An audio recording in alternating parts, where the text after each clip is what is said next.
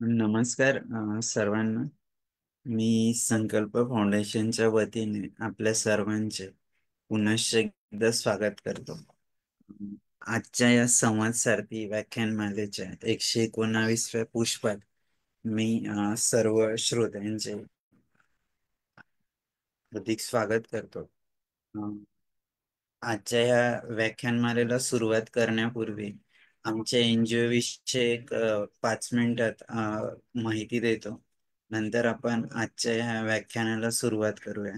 आमचं एनजीओ गेले 12 वर्ष महाराष्ट्रातील विविध भागात ऑनलाईन आणि ऑफलाईन या दोन्ही माध्यमातून काम करतोय. आमचं मुख्य तत्व महात्मा गांधीजींचं खेड्याकडे चला आणि स्वामी विवेकानंद आणि रामकृष्ण परमहंसांचं शिव भावे जीव सेवा या तत्वाने आमचं एनजीओ काम करतं. गेल्या 12 वर्षात ग्रामीण विकास, पर्यावरण, शिक्षण, जलसंधारण, आरोग्य अशा विविध क्षेत्रात आमचं एनजीओ काम करतंय. आणि हे सगळं करत असताना एक समाजाची सेवा करण्याची संधी मिळते. त्याबद्दल निश्चित आमच्या एनजीओला खूप अभिमान वाटतो. आमच्या एनजीओची एक छोटीशी व्हिडिओ क्लिप मी इथं शेअर करतो.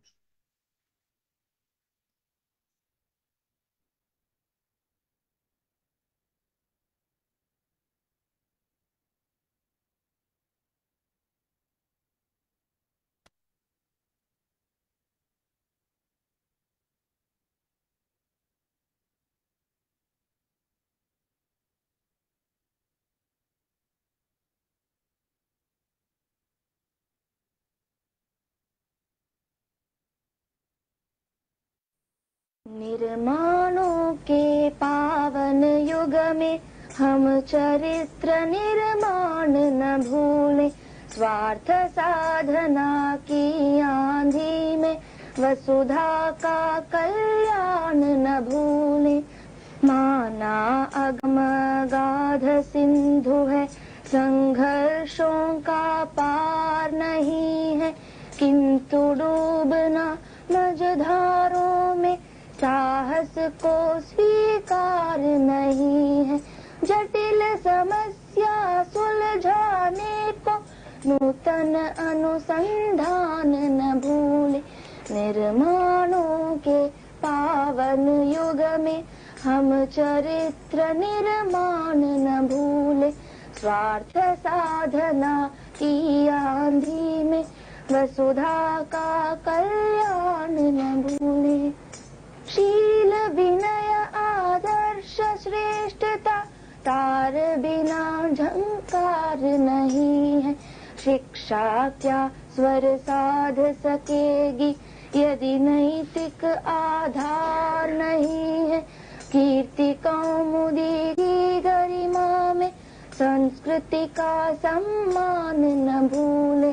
निर्माणों के पावन युग में हम चरित्र निर्माण न भूले, स्वार्थ साधना की आंधी में वसुधा का कल्याण न भूले।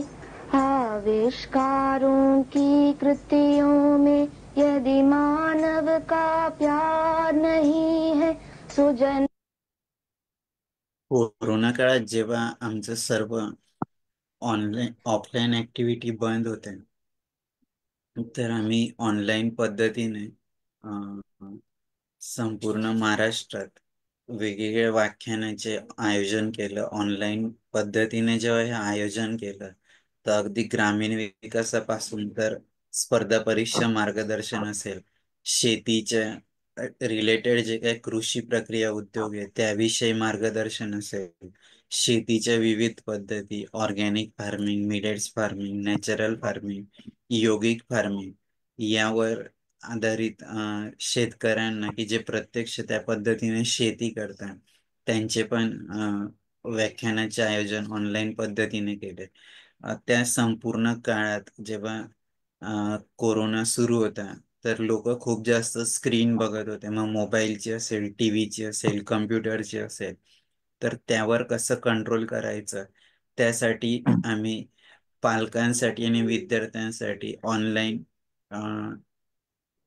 कार्यशाळेचं आयोजन केलं. यासोबतच आपले दैवत छत्रपती शिवाजी महाराज असतील, डॉक्टर बाबासाहेब आंबेडकर, भगवान गौतम बुद्ध, यासोबतच जलसुरक्षा असेल किंवा जलोविश्व शांती की ओर की आपल्याला शांतीकडे कसं जाता येईल, यासाठी देखील आम्ही व्याख्यानाचे आयोजन केले होते. हे सगळं करत असताना जेव्हा आमची हे सगळी चर्चा सुरू होती, त्यावेळेस अं, असं जाणवलं की आपण एक नवीन काहीतरी उपक्रम आपल्या एनजीओच्या माध्यमाने करू शकतो का.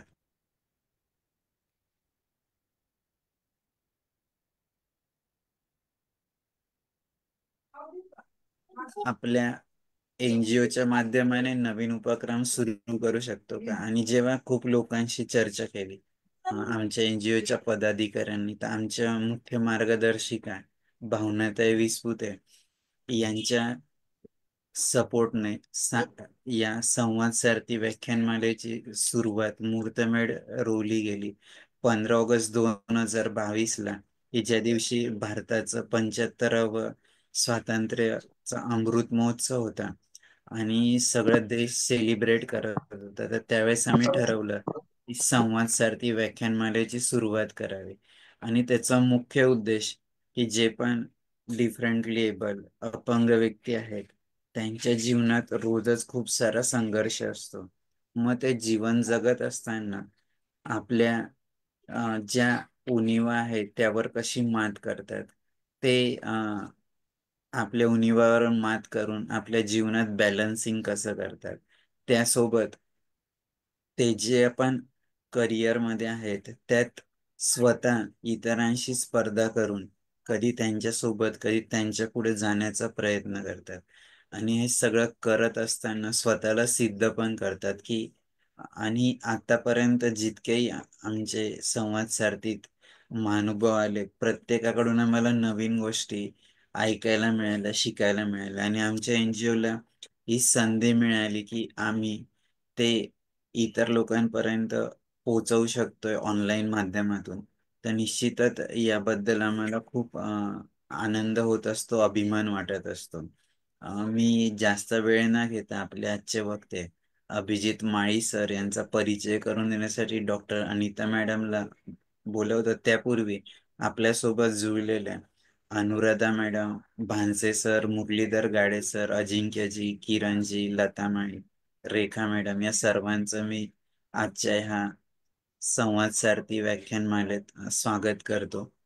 आणि डॉक्टर अनिता मॅडमला विनंती करतो की त्यांनी आजचे आपले महानुभाव अभिजित सर यांचा परिचय करून द्या. डॉक्टर अनिता. धन्यवाद सर. नमस्कार.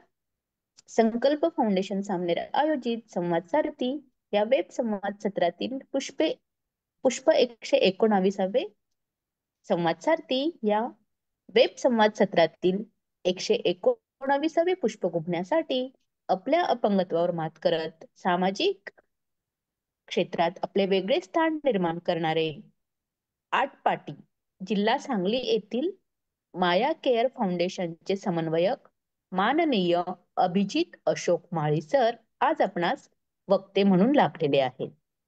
सरांचा थोडक्यात परिचय. सरांचं शिक्षण BSc भौतिकशास्त्रामध्ये झालेलं आहे. सरांनी BPED केलेलं आहे. तसेच सरांनी डबल MA झालेले आहे. अर्थशास्त्रामध्ये सरांनी MA केलेलं आहे. सरांचं प्रोफेशन माया केअर एजन्सी मध्ये सर सध्या कार्यरत आहे. तसेच सर सामाजिक सेवेमध्ये देखील सक्रिय सहभाग सरांचा असतो. सर माया केअर फाउंडेशन मध्ये ते सामाजिक सेवा देत आहेत. सरांचा आवडीचा खेळ सरांना कुस्ती, कबड्डी, व्हॉलीबॉल, बॅडमिंटन खेळायला सरांना आवडते. आणि सरांचे जे छंद आहेत ते सरांना पोहणे, व्हिडिओ पाहणे, वाचन करणे, नवीन मित्रांशी संपर्क साधणे हा सरांचा छंद आहे. सरांना अनेक पुरस्कार लाभलेले आहेत. सरांना अखिल भारतीय आंतर विद्यापीठ कुस्ती स्पर्धेत राज्यस्तरीय 2 रौप्य पदके सरांना मिळालेले आहेत. तसेच सरांना यशोदा पुरस्कार CSR SOCIO चित्रपट देखील सरांचा आहे. तर असे हे आपले वक्ते आहेत माननीय अभिजित अशोक माळी सर. अडथळ्यांच्या पलीकडील विजेत्याच्या अभिजितचा प्रवास ह्या विषयावर आपल्याशी संवाद साधणार आहेत. चला तर मग आपणही संकल्प फाउंडेशनच्या संवाद सारथी या वेब संवाद उपक्रमात सहभागी होऊया आणि अडथळ्यांवर मात करत पुढे जाण्यासाठी नवीन ऊर्जा मिळवूया. तर अधिक वेळ न घेता मी पुढील सूत्रे माननीय विशाल सरांकडे सोपविते. धन्यवाद. धन्यवाद डॉक्टर अनिता मॅडम. मी पुनश्च एकदा सर्वांचे स्वागत करतो आणि आपल्या आजचे वक्ते अभिजित माळी सरांना विनंती करतो की त्यांनी त्यांचा जीवन प्रवास आमच्या सोबत शेअर करावा. Welcome sir. नमस्कार सर्वांना, गुड इव्हिनिंग. तर माझं नाव अभिजित माळी. मी सांगली जिल्ह्यामधून आटपाडी या गावातून आहे. तर आत्ताच मला माझा जो परिचय दिला आणि त्या मॅडमनी त्यांचे मनपूर्वक आभार. त्याचबरोबर या ज्या व्याख्यानमालेसाठी जे आमचे बरेचदा म्हणजे बरेच फोन झाले, कॉल झाले. मागच्या 1-1.5 महिन्यापासून विशाल सर माझ्या संपर्कामध्ये आहेत, परंतु माझी थोडी आरोग्य स्थिती जरा व्यवस्थित नसल्यामुळे हा बऱ्याच वेळा 2 ते 3 वेळा हा सेशन माझा पुढे ढकलण्यात आला. परंतु आता चांगला योग आला आहे मी असं म्हणेन. आणि मी थोडं माझ्याबद्दल म्हणजे मी जे आता मी काम करतोय किंवा कशा प्रकारचे मी स्वतः अडथळे पार करत आता मी काम करत आहे आणि सर्वांनी कशा प्रकारे काम केलं पाहिजे प्रत्येक व्यक्तीने किंवा दिव्यांग व्यक्तीने, याबद्दल मी माझा थोडक्यात परिचय किंवा प्रवास जो आहे, जीवन प्रवास तो सांगणार आहे. माझा जीवन प्रवास मी थोड्या थोड्या टप्प्यामध्ये सांगेन. प्रथमतः माझं बालपण कसं होतं किंवा त्यानंतर शिक्षण काय झालं माझं किंवा आई माझं करिअर आवाज थोडा झालं कमी. होतं. त्यानंतर मी अपंग कसा काय झालो. तर सर्वांना प्रथमतः मला सांगायचं आहे की मी जन्मापासूनच अपंग वगैरे नाही. कारण मी जन्मापासून अगदी तंदुरुस्त होतो, एक पैलवान होतो, एक मी राष्ट्रीय खेळाडू देखील आहे. तर पार्श्वभूमी अशी की माझा जन्म 12 ऑक्टोबर 1991 रोजी झाला. माझं बालपण अगदी छानपणे गेलं की 4थी 5वी 6वी पर्यंत मी माझ्या गावापर्यंत माझ्या आटपाडी गावामध्येच मी शाळेमध्ये शिकत होतो. शाळेमध्ये पण चांगला होतो. परंतु असं होतं की घरातल्यांचं थोडं कडकड वाढत होती असं घरातल्यांना वाटत होतं. त्यामुळे आम्हाला तर थोडं दंगा मस्ती करायची लहानपणापासून थोडी खोडकर सवय असल्यामुळे बरेच दंगे मस्ती, त्यामुळं शिक्षकांचे काव खायला लागायचे किंवा घरातली पण लोक बऱ्याच वेळा असं त्यांना त्रास व्हायचा. म्हणून त्यांनी ठरवलं की यांच्या पुढील शिक्षणासाठी किंवा करिअरसाठी यांचा काहीतरी मार्ग चांगला निवडला पाहिजे आहे. त्यामुळे मला आणि माझा जो थोडा मोठा भाऊ आहे 2 नंबरचा, त्याचं नाव वैभव माळी. तर आम्हाला दोघांना एका कुठेतरी बोर्डिंगला टाकायचं असं ठरवलं. आणि त्यानंतर आमच्या आटपाडी गावापासून एक जवळच 15-20 किलोमीटर अंतरावर एक हवासपूर नावाचं एक गाव आहे. तिथे एक व्यायामशाळा आहे जे की कुस्ती क्षेत्रासाठी ती प्रसिद्ध आहे. तर त्या व्यायामशाळेमध्ये आम्हाला घेऊन जाण्यात आलं अचानक न सांगता. म्हणजे आधी थोडी कल्पना दिली होती परंतु बरंच काय काय सांगितलं होतं आणि आम्हाला पण वाटलं की खूप खुश आहोत आम्ही, बाहेर जायला आपल्याला काहीतरी नवीन शिकायला मिळतंय किंवा नवीन जागा पाहायला मिळते. परंतु आम्हाला तिकडे गेल्यानंतर पहिले एक दिवस तेवढा चांगला गेला. त्याच्यानंतर करमेना, घरातली सगळ्यांची आठवण यायला किंवा फक्त त्यावेळेस वय वर्ष आमचं 12, माझं 12 होतं आणि माझ्या भावाचं 14 वर्ष होतं. मी 6वीला होतो आणि त्यावेळेस माझा भाऊ 9वीला होता. तर तिथे एक भारत बसली वस्तादांची ती तालीम होती. म्हणजे एक कुस्तीचंच ठिकाण होतं. आम्हाला वाटलं होतं की फक्त बोर्डिंग आहे, परंतु तिथं आमच्या घरातल्यांना व्यायामाची खूप आवड असल्यामुळे त्यांनी व्यायामात सुद्धा काहीतरी करावं असं त्यांना वाटत होतं. त्यामुळे मला त्या खवासपूर या ठिकाणच्या गावामध्ये आम्हाला दोघांना पण तिथे टाकण्यात आलं. त्यानंतर हळूहळू आम्ही सरावाला सुरुवात केली. प्रथमतः तिथे असं होतं की आम्हाला वाटलं होतं की फक्त सराव आणि शाळा करायला लागेल, परंतु परत लक्षात आलं की जो जेवणा खाण्याचा आहे, स्वयंपाक वगैरे करायचा आहे, तो स्वतः हाताने करायचा आहे. त्यानंतर बऱ्याच काही अडचणी येत होत्या. पहिले एक जवळजवळ 8 ते 10 दिवस आम्ही कसे पण काही पण करून खायचं. म्हणजे चपात्या वगैरे बनवता येत नव्हत्या, कणिक व्यवस्थित मळता येत नव्हती. कच्च्या चपात्या खाल्ल्या, भरपूर प्रॉब्लेम्स यायला लागले. त्यावेळेस आम्हा एकदम लहान होतो. त्यानंतर हळूहळू हळू मोठ्या मुलांची संगत लागत गेली, चांगले चांगले पार्टनर्स मिळत गेले. त्याच्यानंतर मग त्यांच्या संगतीने आम्ही तिथे चांगल्या प्रकारे स्वयंपाक बनवायला शिकलो. त्यानंतर दोघे पण आम्ही शाळेत जात होतो. शाळेत पण अतिशय चांगल्या प्रकारे जात होतो आणि सगळं शिक्षण वगैरे घेत होतो. परंतु शिक्षण घेत असताना 6वी 7वी 8वी त्यानंतर मी तिथे त्या कुस्ती क्षेत्रामध्येच चांगल्या प्रकारे नावाजलो होतो पैलवान म्हणून, लोकांना परिचित झालो होतो. तर त्यानंतर 8वी नंतर माझा असा निर्णय घेण्यात आला की घरातल्यांना की थोडी जरा शाळेकडे थोडं दुर्लक्ष होतंय, कारण तिथे थोडं वैयक्तिक लक्ष दिलं जात नव्हतं किंवा क्लासेसची वगैरे सुविधा नसल्यामुळे ना थोडं मला वाटलं की आता 9वी आणि 10वी असल्यामुळे थोडं जरा जास्त अभ्यास करायला लागतोय असं घरातल्यांना लक्षात आलं. त्यानंतर आम्हाला असं सांगण्यात आलं की मला असं असं कळलं की त्याच वेळेस माझ्या आटपाडी गावामध्ये सुद्धा नुकतीच तालीम सुरुवात झाली होती. कुस्ती केंद्र एक नवीन स्थापन झालं होतं. ते इंटरनॅशनल पैलवान नामदेव बडरे आणि त्यांचे भाऊ मोहन बडरे यांच्या त्यांनी भरपूर मोठं इथं कुस्ती केंद्र बांधलं होतं. हे मला समजल्यानंतर मी असा निर्णय घेतला की मी माझं पुढचं शिक्षण किंवा जे काही करिअर वगैरे आहे ते मी माझ्या गावातच करेल.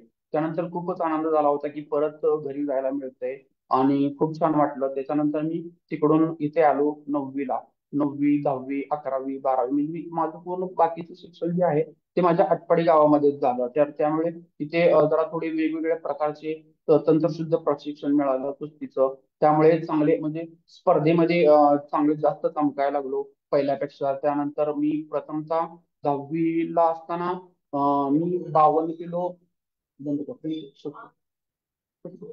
10वीला असताना मी प्रथमतः माझी 52 किलो वजन गटातून राज्यस्तरीय स्पर्धेसाठी माझी निवड झाली होती. ते माझं पहिलं सर्वात मोठं यश होतं आणि मला अतिशय आनंद झाला होता की मी एवढ्या मोठ्या याच्यापर्यंत स्पर्धेपर्यंत मी मजल मारलेली आहे. मला अतिशय आनंद झाला. घरातले सगळेजण, नातेवाईक किंवा नंतर आटपाडी गावातले माझे वस्ताद, गुरु वगैरे सगळ्यांनी माझं कौतुक केलं की अतिशय छान. त्याच्यानंतर मी 10वीची परीक्षा दिली. 10वीच्या परीक्षा दिल्यानंतर मला असं समजलं की त्याच्यानंतर सुद्धा मला मी जी राज्यस्तरीय स्पर्धा खेळलो होतो त्याच्यामुळे मला 25 मार्क बोर्डाचे बोनस मध्ये मिळाले होते.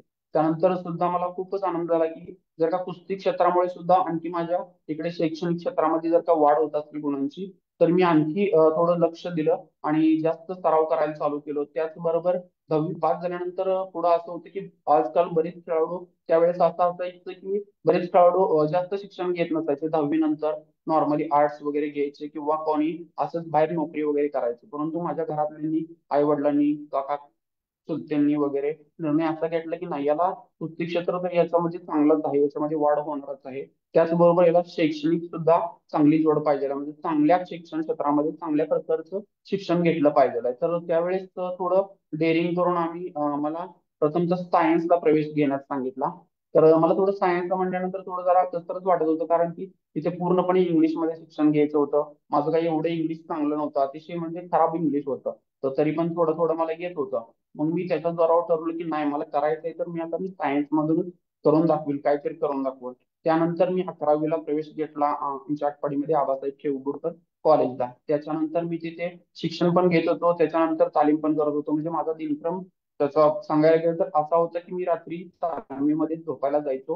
घरी जेवण वगैरे करून दूध वगैरे पिऊन 9-10 वाजता तालमीमध्ये झोपायला गेल्यानंतर तालमीमध्ये 4 वाजता उठणे, त्याच्यानंतर परत व्यायाम वगैरे करणे. 5-6 वाजेपर्यंत, 7 वाजेपर्यंत माझे गुरु सगळे तिथं व्यायाम वगैरे घ्यायचे आणि माझा व्यायाम झाला का लगेच मला 7 वाजता सकाळी सोडायचे. मी क्लास वगैरे ट्युशन साठी यायचो, घरी यायचो. परत आंघोळ करून मी स्वतः सकाळी नाश्ता बनवायचो, कारण घरातले काही लोक त्यांच्या त्यांच्या कामामध्ये बिझी असायचे. त्याच्यानंतर मी स्वतः नाश्ता बनवून स्वतः खाऊन मी 7:30 वाजता किंवा 6:45 वाजता मी क्लासला जायचो, क्लास करायचो. क्लास झाला का 10 वाजल्यानंतर परत घरी येणे, 10 नंतर परत जेवण करून परत कॉलेजला जाणे. कॉलेजला गेल्यानंतर परत 11ची जवळजवळ 3 पर्यंत कॉलेज असायचं. आणि त्याच्यानंतर परत प्रॅक्टिकल्स असायचे. ते प्रॅक्टिकल पण करायचो. प्रॅक्टिकल केल्यानंतर परत 5 वाजता परत रिटर्न येणे आणि परत तालमीमध्ये जाणे सरावाला. परत सराव करून परत 8 वाजता 7 वाजता घरी येणे, परत जेवण करून परत रिटर्न तालमीत जाणे. त्यामुळे मला असं झालं होतं की भरपूर त्यावेळेस त्रास व्हायचा, कारण एक पैलवान जो असतो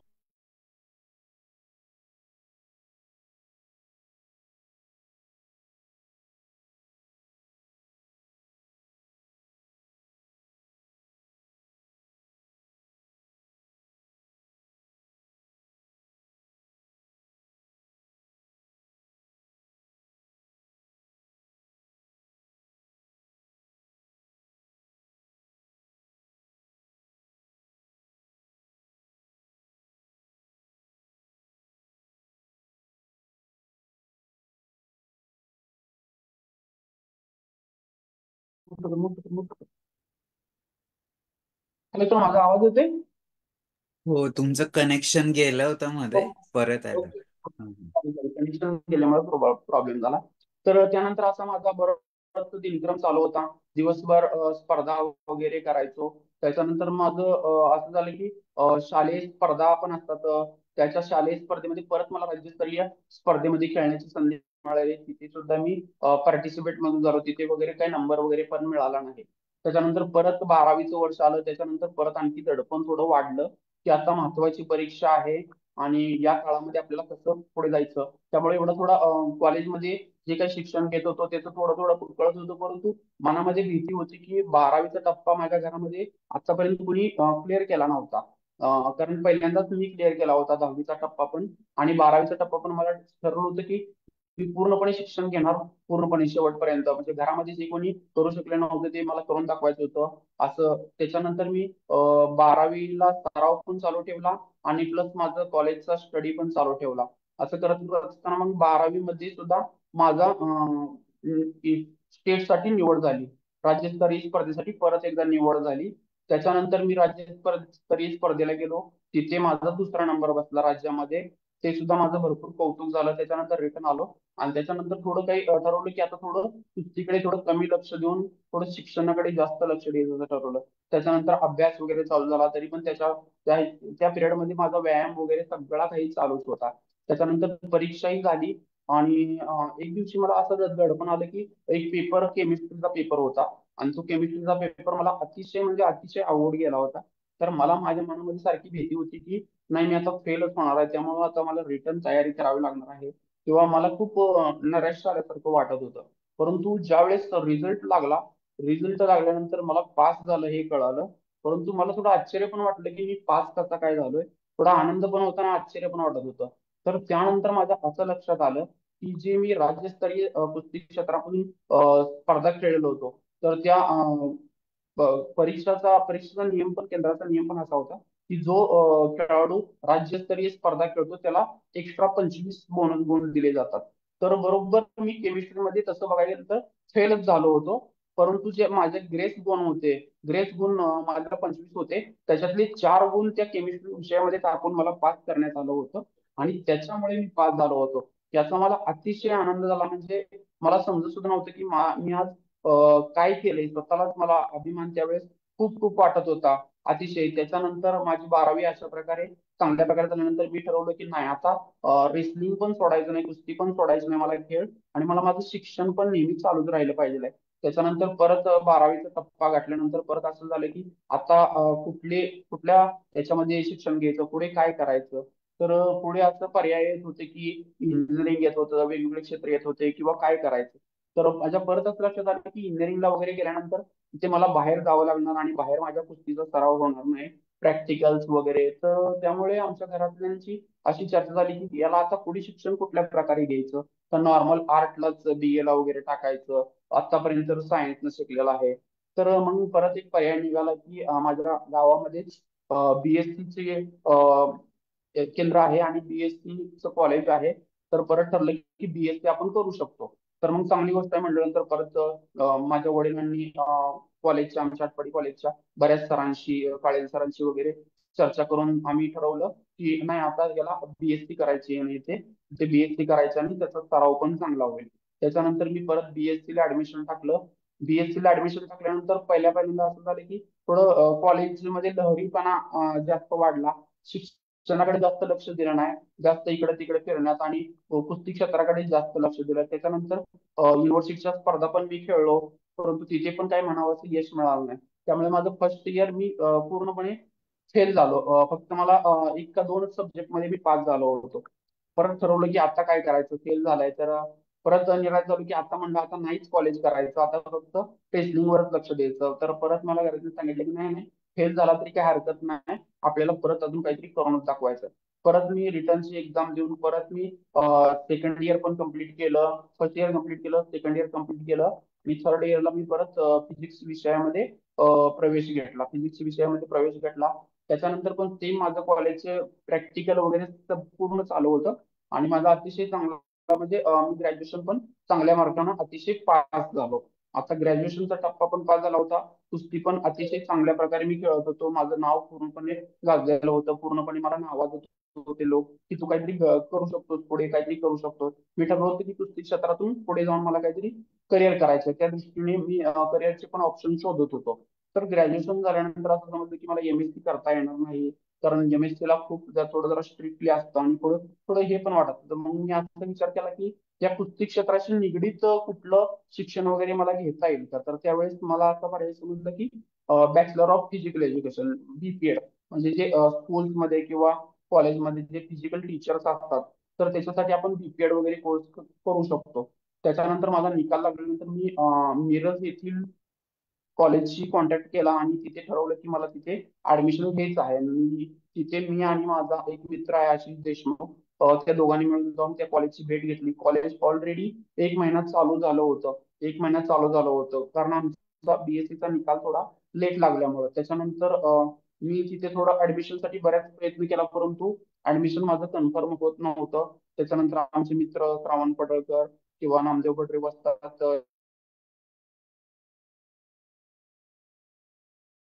ती पण काहीतरी नाव कमवू शकतील, असं काहीतरी करू शकतील.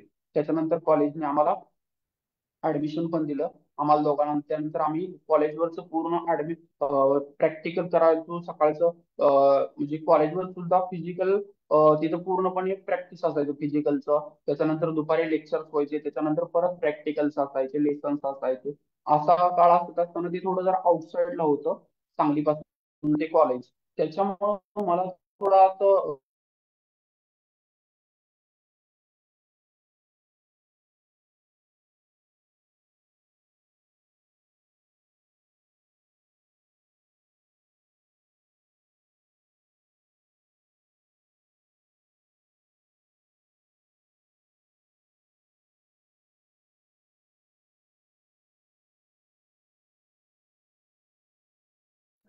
सर तुमचं कनेक्शन गेलं, परत आवाज नाही येतो.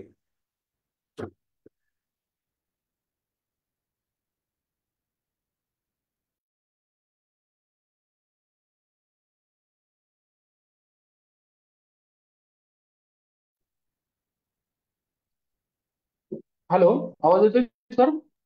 हो, येतोय, आता येतोय. तर त्यानंतर मला तिथे ऍडमिशन मिळालं आणि ऍडमिशन नंतर माझा प्रवास परत सुरू झाला.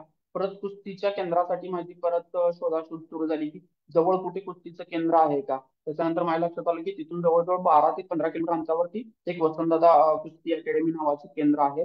मग तिथे मी जाऊन सरांशी चर्चा केली, आंतरराष्ट्रीय कुस्ती कोच उत्तमराव पाटील त्यांच्याशी चर्चा करून त्यांना सांगितलं की मला एक टायमाचं प्रॅक्टिस करायचं आहे आणि मला काहीतरी करून प्रॅक्टिस पण झालं पाहिजे आणि माझं कॉलेज पण झालं पाहिजे. त्याच्यानंतर त्यांनी सुद्धा ये म्हणून सांगितलं.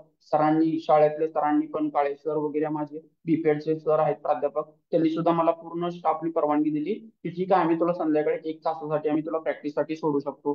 त्यानंतर मला घरातल्यांनी गाडी वगैरे दिली होती घरातली. त्याच्यानंतर मी रोज माझा दिनक्रम ठरलेला असायचा की सकाळी उठून पहिल्यांदा व्यायाम करणे स्वतः माझ्या रूम मध्ये. त्याच्यानंतर जे कॉलेजचं फिजिकल असेल ते करणे. त्याच्यानंतर लेक्चर, आणि लेक्चर झाल्यानंतर परत संध्याकाळी प्रॅक्टिकल कॉलेजची 1 तास करणे. आणि त्याच्यानंतर परत डायरेक्ट मी गाडीवर बसून 12 किलोमीटर दूर जाऊन तिथे मी परत प्रॅक्टिस घ्यायचो, प्रॅक्टिस करायचो. तिथं उत्तमराव पाटील माझ्या तिथं अतिशय चांगल्या प्रकारचं प्रॅक्टिस करून घ्यायचे माझ्याकडून तंत्रशुद्ध. ते करून घेत असताना माझं त्याच्यानंतर युनिव्हर्सिटीच्या स्पर्धा पण आल्या. युनिव्हर्सिटीच्या स्पर्धेमध्ये पहिल्यांदा जिल्हा झोन मध्ये मी सेकंड बसलो. सेकंड बसल्यानंतर माझी निवड पण झाली होती युनिव्हर्सिटीसाठी. फर्स्ट सेकंड थर्डची निवड होते. त्याच्यानंतर युनिव्हर्सिटीच्या ज्या स्पर्धा आहेत त्याच्यामध्ये माझा फर्स्ट नंबर बसला आणि माझी तिथं ऑल इंडिया इंटर युनिव्हर्सिटी निवड झाली. त्यानंतर मला अतिशय आनंद झाला होता की मी एवढं जे काही कष्ट केलेले की 12-15 किलोमीटर दूर जाऊन जे काही मी प्रॅक्टिस केलेलं आहे किंवा माझ्या शिक्षकांनी मला जी काही सूट दिली होती त्याचं मी काहीतरी करून दाखवले, असं मला खूप छान वाटत होतं. त्याच्यानंतर मी ऑल ओव्हर इंडिया पण खेळून आलो, पार्टिसिपेट होतो तिथे. काय तिथे पण माझा काही नंबर वगैरे बसला नाही, परंतु ठरवलं की आता ही कॉलेज पण पुढेच करायचं आणि आपल्याला असंच काहीतरी नवीन नवीन करत जायचं आहे. कॉलेजची पूर्णपणे फिजिकल एक्झाम होती. फिजिकल एक्झाम दिली आणि त्याच्यानंतर काही दिवसांनी साधारण एप्रिलच्या दरम्यान माझी रायटिंग एक्झाम होती 5 ते 6 तारखेला. तर त्याच्या अगोदर मी काही दिवस आटपाडीमध्ये आलो होतो. माझ्या बहिणीचं लग्न होतं. माझ्या नंतरची जी माझी बहीण आहे तिचं लग्न होतं आणि तिच्या लग्नासाठी मी माझ्या मूळ गावी आटपाडी या गावी आलो होतो. आटपाडी या गावी आल्यानंतर एक 2 दिवस लग्नाला उरले असताना काय झालं की माझी एक दुसरी 2 नंबरची बहीण आहे, मोनिका नावाचं, ती इंजिनिअरिंगला कराडला होती. तर तिला मी घेऊन येण्यासाठी माझ्या स्टँडवर निघालो होतो. इथून तिने सांगितलं की मला न्यायला ये म्हणून. मी म्हणलं आलो आणि अचानक असं घरातून उठलो आणि भावाचा एक लहान मुलगा होता, स्वराज नावाचा, तर तो सुद्धा मागे लागला तुम्ही गाडीची चावी बघितल्यामुळे. तर त्याला सुद्धा मी घेऊन गेलो आणि स्टँडवर जात असताना, स्टँड एक 500 मीटरच्या अंतरावर राहिले असताना माझं तिथं स्वतःच्या गाडीवरचा कंट्रोल गेल्यामुळे आणि गाडी खड्डा मला न दिसल्यामुळे मी स्वतःच गाडीच्या याच्यामुळे हँग झाल्यामुळे गाडी साईडला पडलो आणि माझ्या मानेला मार लागला, अतिशय मोठ्या प्रमाणामध्ये मानेला मार लागला. त्याच्यानंतर मी पूर्णपणे रोडवर पळून येतो. हा माझा म्हणजे जीवनाला कलाटणी देणारा हा प्रसंग घडला माझा.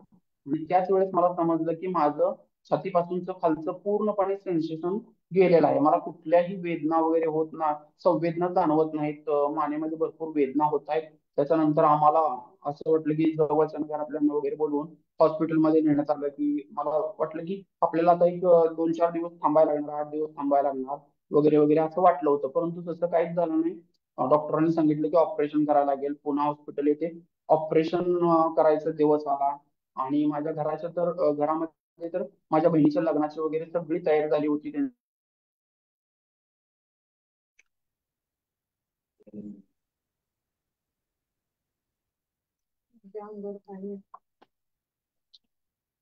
एप्रिलला माझं ऑपरेशन करायची डेट होती आणि बरोबर 16 एप्रिलला माझ्या बहिणीचं इकडं लग्न पण होतं. तर मग अशी कंडिशन आली होती की मी तर बेशुद्ध होतो त्यानंतर तिथे हॉस्पिटलमध्ये गेल्यानंतर आणि माझं ऑपरेशन चालू होतं आणि माझ्या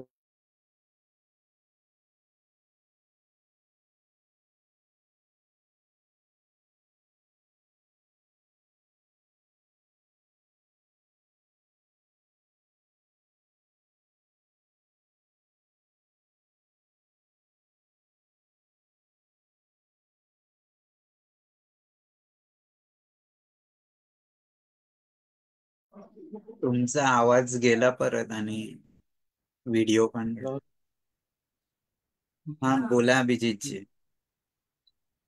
हा, तर अशी कंडिशन झाल्यानंतर मला असं समजलं की म्हणजे 1 दिवस झाला, 2 दिवस झाले, 10 दिवस झाले, 15 दिवस झाले, परंतु मला काही माझी हालचाल कुठल्याही परिस्थितीची होतच नव्हती. मान सुद्धा माझी हालत नव्हती. मानेमध्ये पूर्णपणे रॉड वगैरे टाकण्यात आले होते. ऑपरेशन झालं होतं. हाताची पूर्णपणे सगळ्या संवेदना गेल्या होत्या, सगळे सेन्सेशन वगैरे लॉस झाले होते. परंतु मला काही कळत नव्हतं की हे असं का होतंय, कारण माझ्या शरीराला कुठेही रक्त वगैरे आलं नव्हतं. आतल्या आत मुक्का मार लागल्यामुळे मज्जारज्जूला भरपूर जोराचा मार लागला होता रस्त्यावर पडल्यामुळे आणि त्याच्यामुळे मला अपंगत्व आलं होतं. हे मला बऱ्याच दिवसानंतर समजलं. तर एक दीड महिना झाल्यानंतर मला घरी आणण्यात आलं.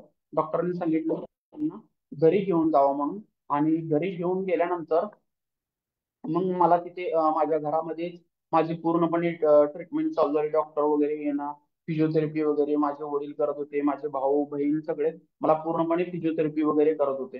ते स्वतःच फिजिओथेरपी करत होते. त्याच्यामुळे मला असं म्हणजे मनामध्ये नव्हतं की आता माझं आयुष्य मला पुढं जगलं पाहिजे आहे. तर कारण पूर्णपणे हालचाल होत नव्हती आणि मला एक प्रश्न नेहमी पडत होता की मला तर लागले मानेला आणि माझ्या पायामध्ये आणि हातामध्ये का संवेदना गेलेल्या आहेत किंवा मी पाय आणि हात का चालवू शकत नाही, असं मला नेहमी वाटत होतं.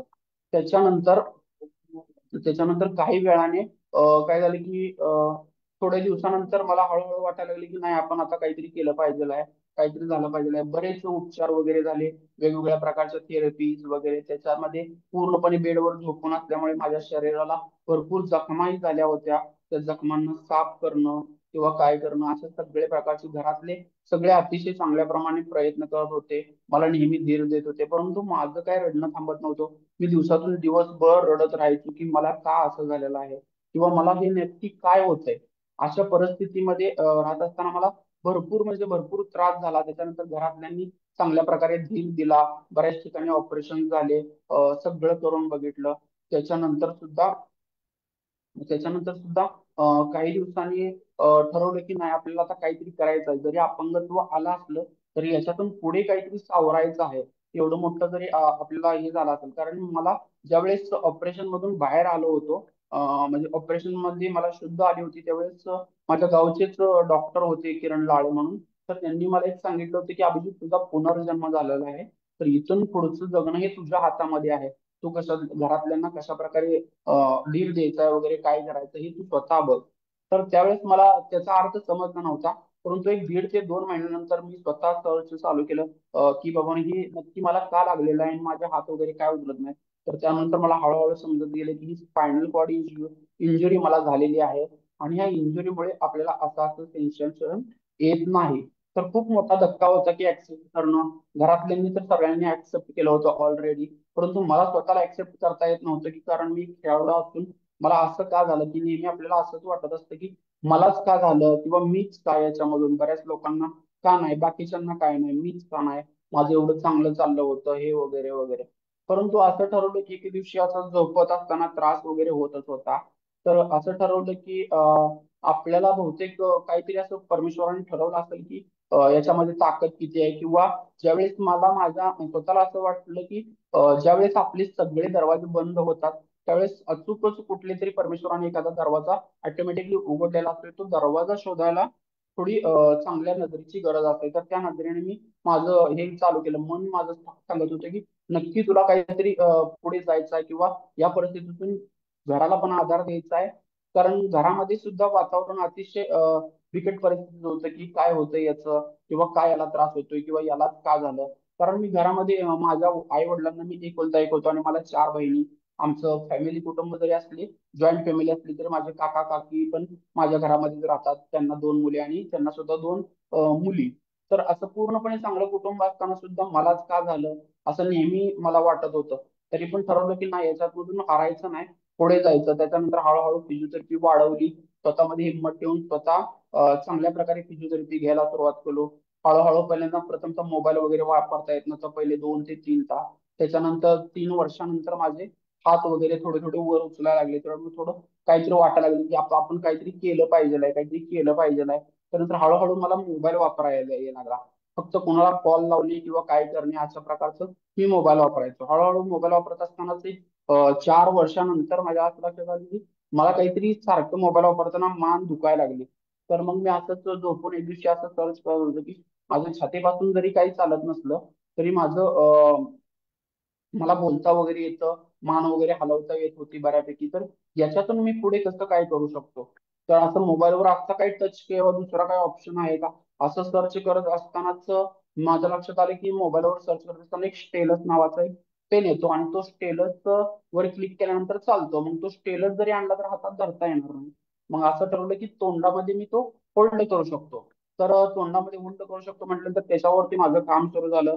मी माझ्या बहिणींच्या साह्याने वेगवेगळे त्यांना व्हिडिओ दाखवून हे करा ते करा, पेन हे घ्या, त्याच्यानंतर कॉटन असा लावायचा, त्याच्यानंतर अशा प्रकारची सिलिकॉनची तार लावायची, असं पूर्णपणे तयार करून एक स्टेलस पेन तयार केला.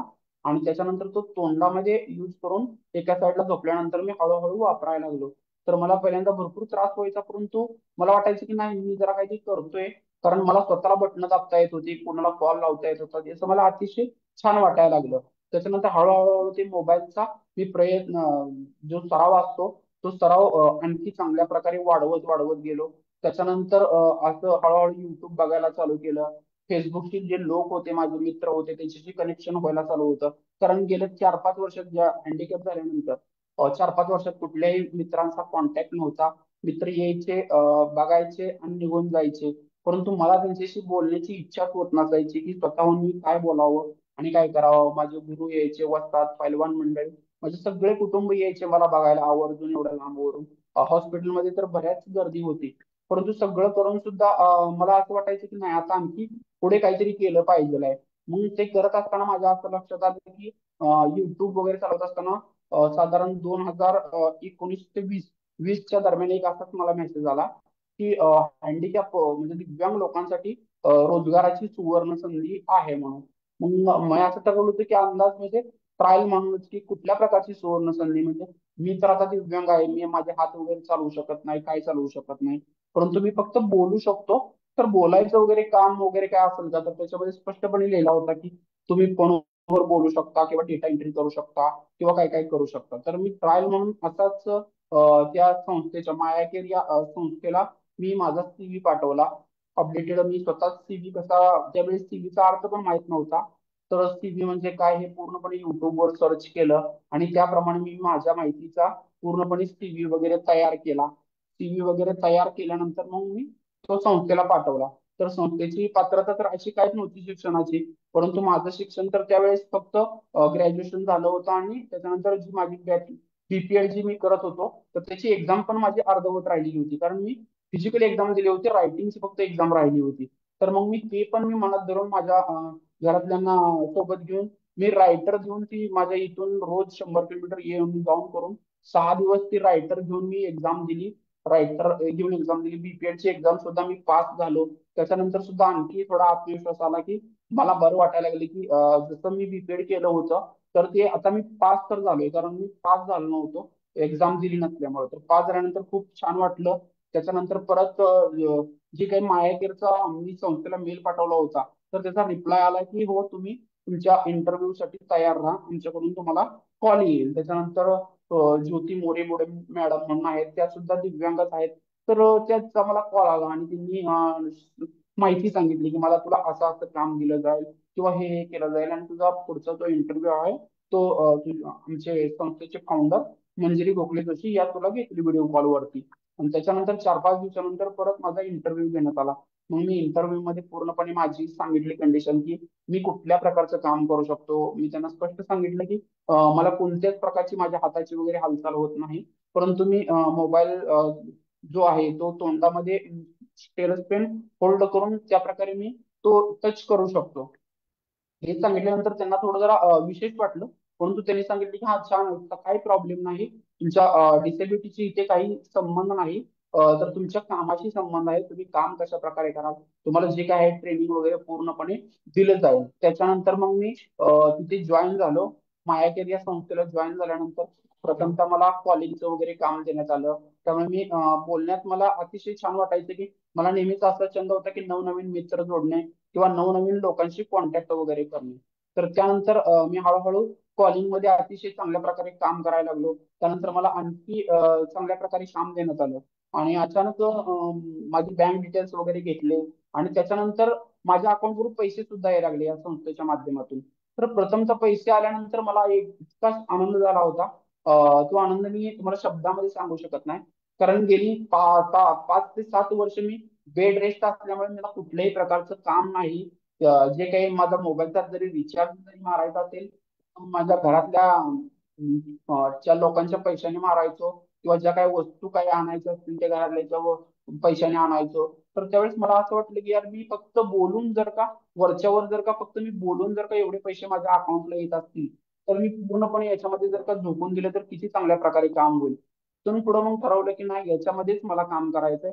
तर माझं दुसरं काय नाही, मी दुसऱ्या मोबाईलमध्ये बघत बसायचं नाही. त्यांची ट्रेनिंग जे असतात ते ट्रेनिंग पूर्णपणे ऑरेकल कंपनीने वगैरे दिलेले ते पूर्णपणे अटेंड केले. त्यांनी ट्रेनिंग पूर्ण व्हॉट्सअप पासून सुरुवात केली. व्हॉट्सअप काय, Google drive, Excel, PowerPoint पूर्णपणे कशा प्रकारे बोललं जातं, कशा प्रकारे टेक्नॉलॉजीचा उपयोग केला जातो, संस्था कशा प्रकारे काम करते, काय करते, कोणाशी कसे लोक कनेक्ट करायचे, त्या पूर्ण गोष्टी मला हळूहळू समजायला लागल्या. आणि त्यानंतर मी रोज चांगल्या प्रकारे मला एका सिटी कोऑर्डिनेटर पद माझ्याकडे देण्यात आलं. कोल्हापूर सिटीचं माझ्याकडे कोऑर्डिनेटर पद देण्यात आलं.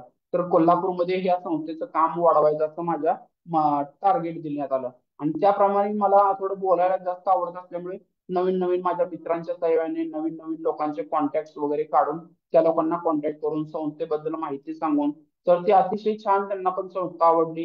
ही संस्था जर का मोफत काम करते अशा प्रकारचं आणि जर का अशा दिव्यांग लोकांना रोजगार पण उपलब्ध करून दिला जातोय तर त्या संस्थेच्या माध्यमातून आम्हाला काम करायला पण खूप आवडेल. त्याच्यानंतर हळूहळू लोक गोळा व्हायला लागली.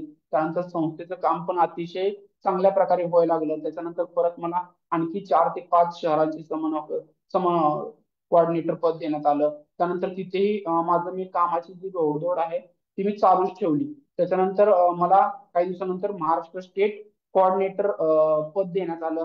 कोऑर्डिनेटर पद देण्यात आल्यानंतर माझ्या अंडर अंडर जवळजवळ 12 सिटी मी पूर्णपणे सांभाळत होतो.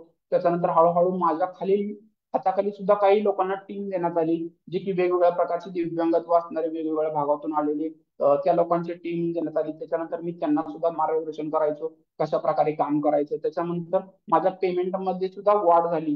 जे पेमेंट मला जे पहिले 50 रुपये तासाने मिळत होतं ते 60 रुपये तासाने मला करण्यात आलं. त्यानंतर आणखी खूप म्हणजे मी पूर्णपणे लक्ष ठरवलं होतं की आता अपंग हा माझ्यासाठी शब्द राहिलाच नव्हता. मी नॉर्मल व्यक्तीसारखंच पूर्णपणे बोलत होतो की फक्त माझ्या जोपर्यंत जवळ येत नाही, कारण पुढच्या ज्यावेळेस मी कॉलवर कोणाशी बोलायचो तर त्यावेळेस त्यांना वाटायचंच नाही की मी हँडिकॅप आहे, मी अपंग आहे, मी अजिबात उठू शकत नाही, चालू शकत नाही, काही करू शकत नाही.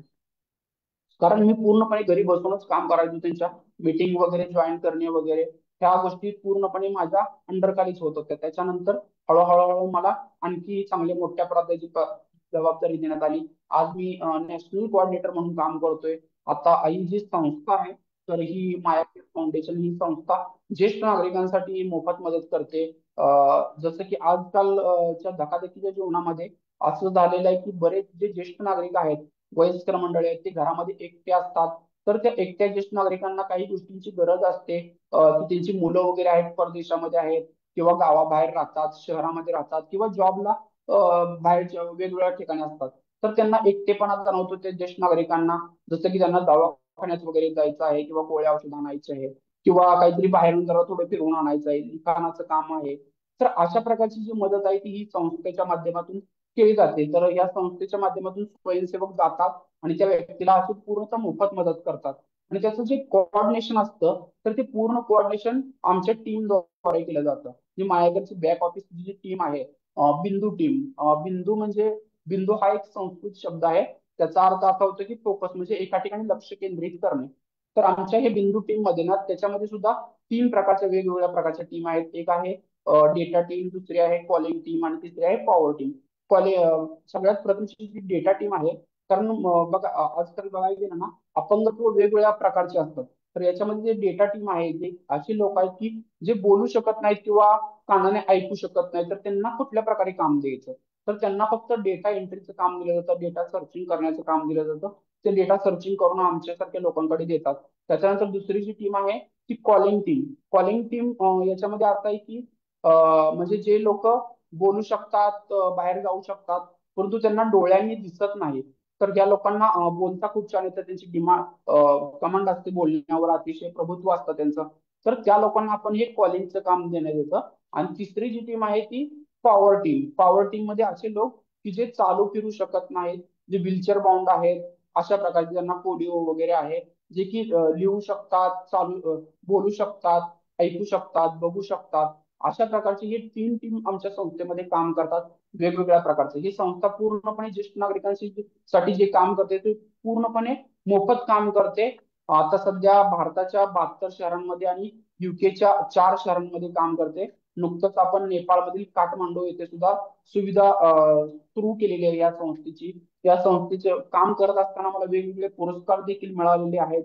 जसं की ऑल इंडिया माझा जो मॅनेजमेंट असोसिएशनचा जो अवॉर्ड आहे त्याच्यामध्ये आमच्या टीमला रनर अप हा अवॉर्ड मिळाला आहे. त्याच्यानंतर CSR सोशिओ फिल्म फेस्टिवल मध्ये जी माझ्या कामावर जी आधारित फिल्म आहे तर तिला सुद्धा उत्कृष्ट फिल्म हा अवॉर्ड मिळालेला आहे. असे संस्थेला बरेच अवॉर्ड मिळालेले आहेत. आणि या संस्थेचं एकच ध्येय आहे की जास्तीत जास्त ज्येष्ठ नागरिकांना मदत करायची आहे. आणि जे दिव्यांग लोक आहेत जे घरामध्ये बसून आहेत त्या लोकांना रोजगार उपलब्ध करून द्यायचा आहे घरी बसूनच. आणि प्रत्येक शहरांमध्ये ही सुविधा मोफत सुरू करायची आहे.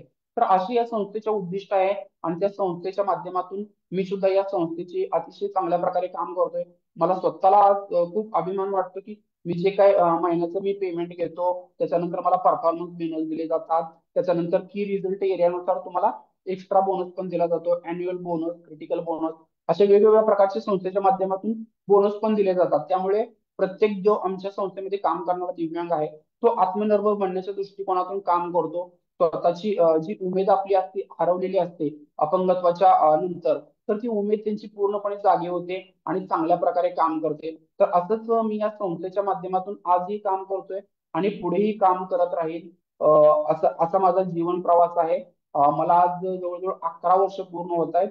माझं असं आणखी ध्येय आहे की जास्तीत जास्त ज्येष्ठ नागरिकांना माझ्या मार्फत मदत करायची आहे. त्याच्याबरोबर बरेच जे दिव्यांग लोक आहेत, तर प्रत्येक दिव्यांगांना ट्रेनिंग देऊन त्यांना या रोजगाराच्या संधी वगैरे उपलब्ध करायच्या आहेत. या दृष्टिकोनातून आमची संस्था आणि मी स्वतः या संस्थेचा एक कोर टीम प्रतिनिधी म्हणून काम करतो आहे. तर असंच मला पुढे काम न्यायचं आहे.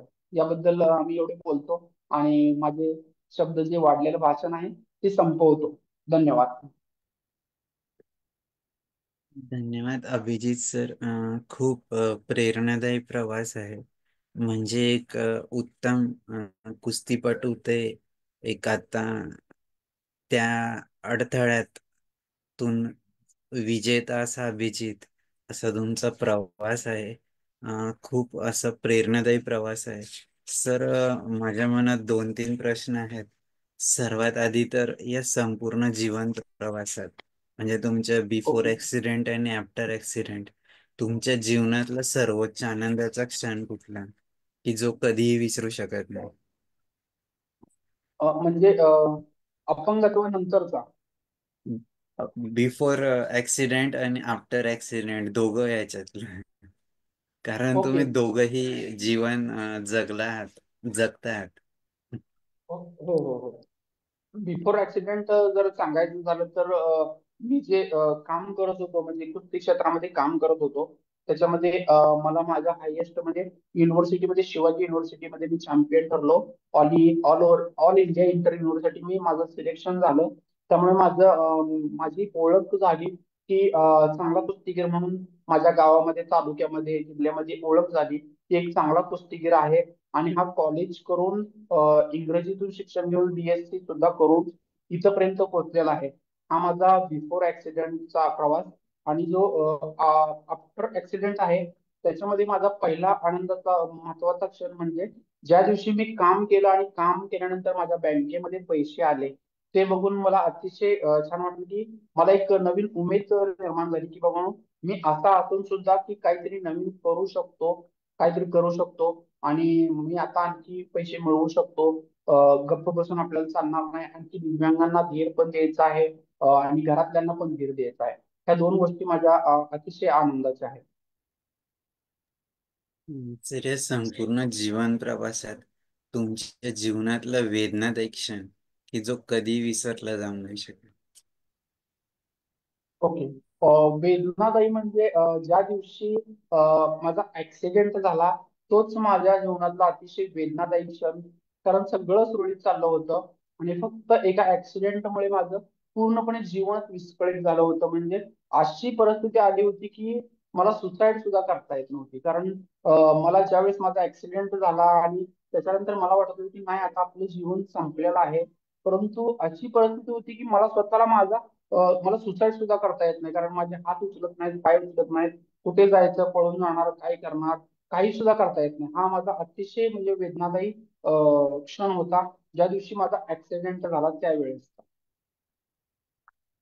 आणि सर या संपूर्ण प्रवासात जसं तुम्ही सांगितलं की सुरुवातीचे काही वर्ष खूप त्रास होत होता की मला काय झालं, आणि नंतर तुम्ही जगायचंय म्हणून ठरवलं.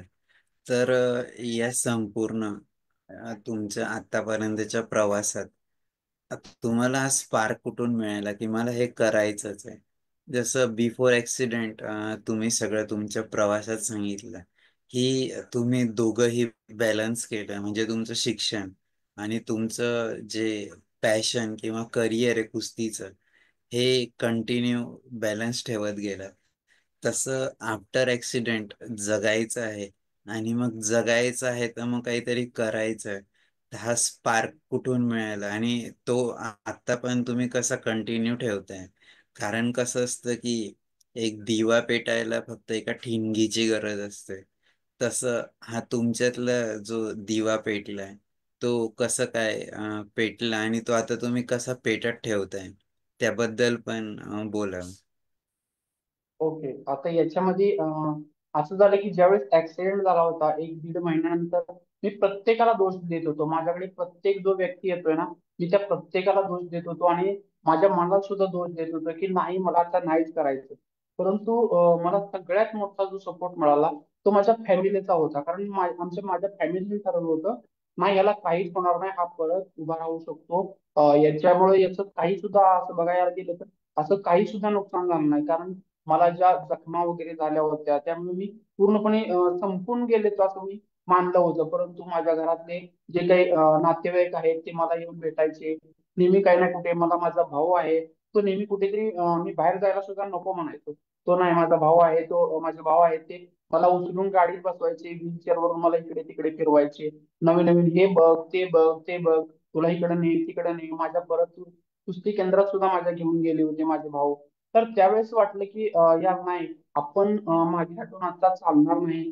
कारण एवढं आपल्याला फॅमिलीने एवढा आपल्याला जीव लावलेला आहे. कारण जर का त्यांचा जर का सपोर्ट नसेल तर मी काहीच करू शकणार नव्हतो. आणि मला वाटलं की नाही, आता आपल्याला दोन संधी आहेत. एक तर आपल्या फॅमिलीला सपोर्ट करण्याची संधी आहे, आणि दुसरी गोष्ट एक दिव्यांग व्यक्ती स्वतः दिव्यांग असून काय करू शकतो, काय करू शकतो हे महत्वाचं आहे. कारण त्यावेळेस असं वाटायचं की बाकीच्या काही काही व्हिडिओ मी त्याच्यानंतर असे बघितले की जे पूर्णपणे जागेवरून हलूच शकत नाहीत असे लोक सुद्धा जीवन जगतायत. तर मग मी ठरवलं की माझे हात हलत नाहीत म्हणून काय झालं, माझी मान हलते, मला व्हीलचेअर वरून घेऊन जाण्यासाठी माझी फॅमिली आहे किंवा मी चांगलं बोलू शकतो.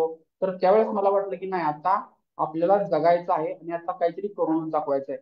त्यानंतरच माझी जास्त उमेद निर्माण झाली जगण्यामध्ये.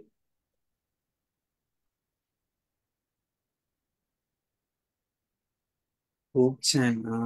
अगदी प्रेरणादायी असं तुमचं व्यक्तिमत्व आणि तुमचं जीवन जगण्याची कला ही खूपच आहे. कसं जगावं, आदर्श जीवन याचं एक तुम्ही दिशा आणि गतीच दिली आहे समाजाला.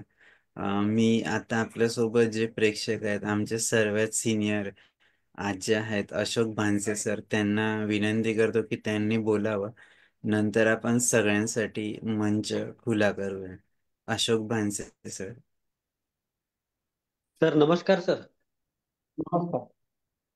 सर्वांना माझा नमस्कार. सर मी तुमचा जीवन प्रवास ऐकला. काही वेळेस थोडासा व्यत्यय पण आला होता. पण त्या प्रवासामध्ये तुमच्या ज्या मोटरसायकलवरून बहिणीला स्टँडला घेऊन जायला गेले त्यावेळेस तुमच्यासोबत मुलगा होता, त्याच्याबद्दल थोडी माहिती द्यावी.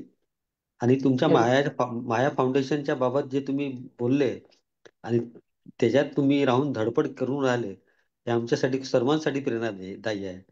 आता माझ्या माहितीनुसार आमच्या सोबतचे जेवढे बी असेल काही असेल असे राहिलेले तुम्ही तुम्हाला आवर्जून फोन करून त्यांना कळविल सर. आणि ओके. पुढील पुन्हा पूजा कामासाठी पुन्हा खूप खूप शुभेच्छा सर.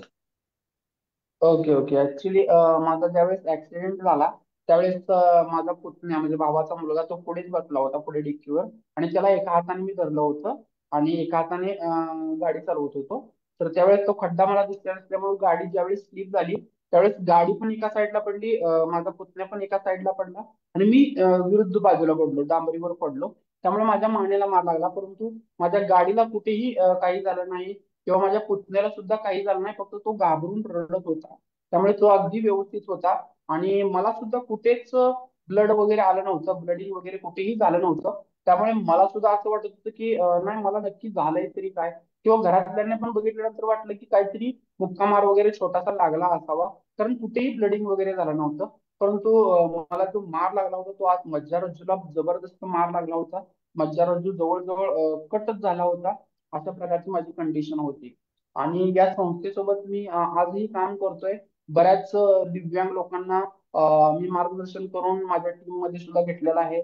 आणि ही संस्था जास्तीत जास्त दिव्यांगांना रोजगार देण्याच्या रोजगार देण्याच्या संधी वेगवेगळ्या प्रकारच्या शोधत आहेत. आमच्या संस्थेमध्ये आज जवळजवळ 120 दिव्यांग लोक आहेत जे घरी बसून काम करतात. त्याचबरोबर 60 ते 70 दिव्यांग लोक आहेत की त्यांना आम्ही विविध क्षेत्रामध्ये प्लेसमेंट सुद्धा देतो, जसं की इंडिगो आहे, फ्युचर जनरली, अमेझॉन, जिओ या संस्थेमध्ये त्यांना आपण प्लेसमेंट सुद्धा दिलेली आहे. आणि हे नेहमी आमचं काम सुरूच राहतं. छान माहिती दिली सर. धन्यवाद सर. धन्यवाद अशोक भानसे सर. अनुराधा मॅडम.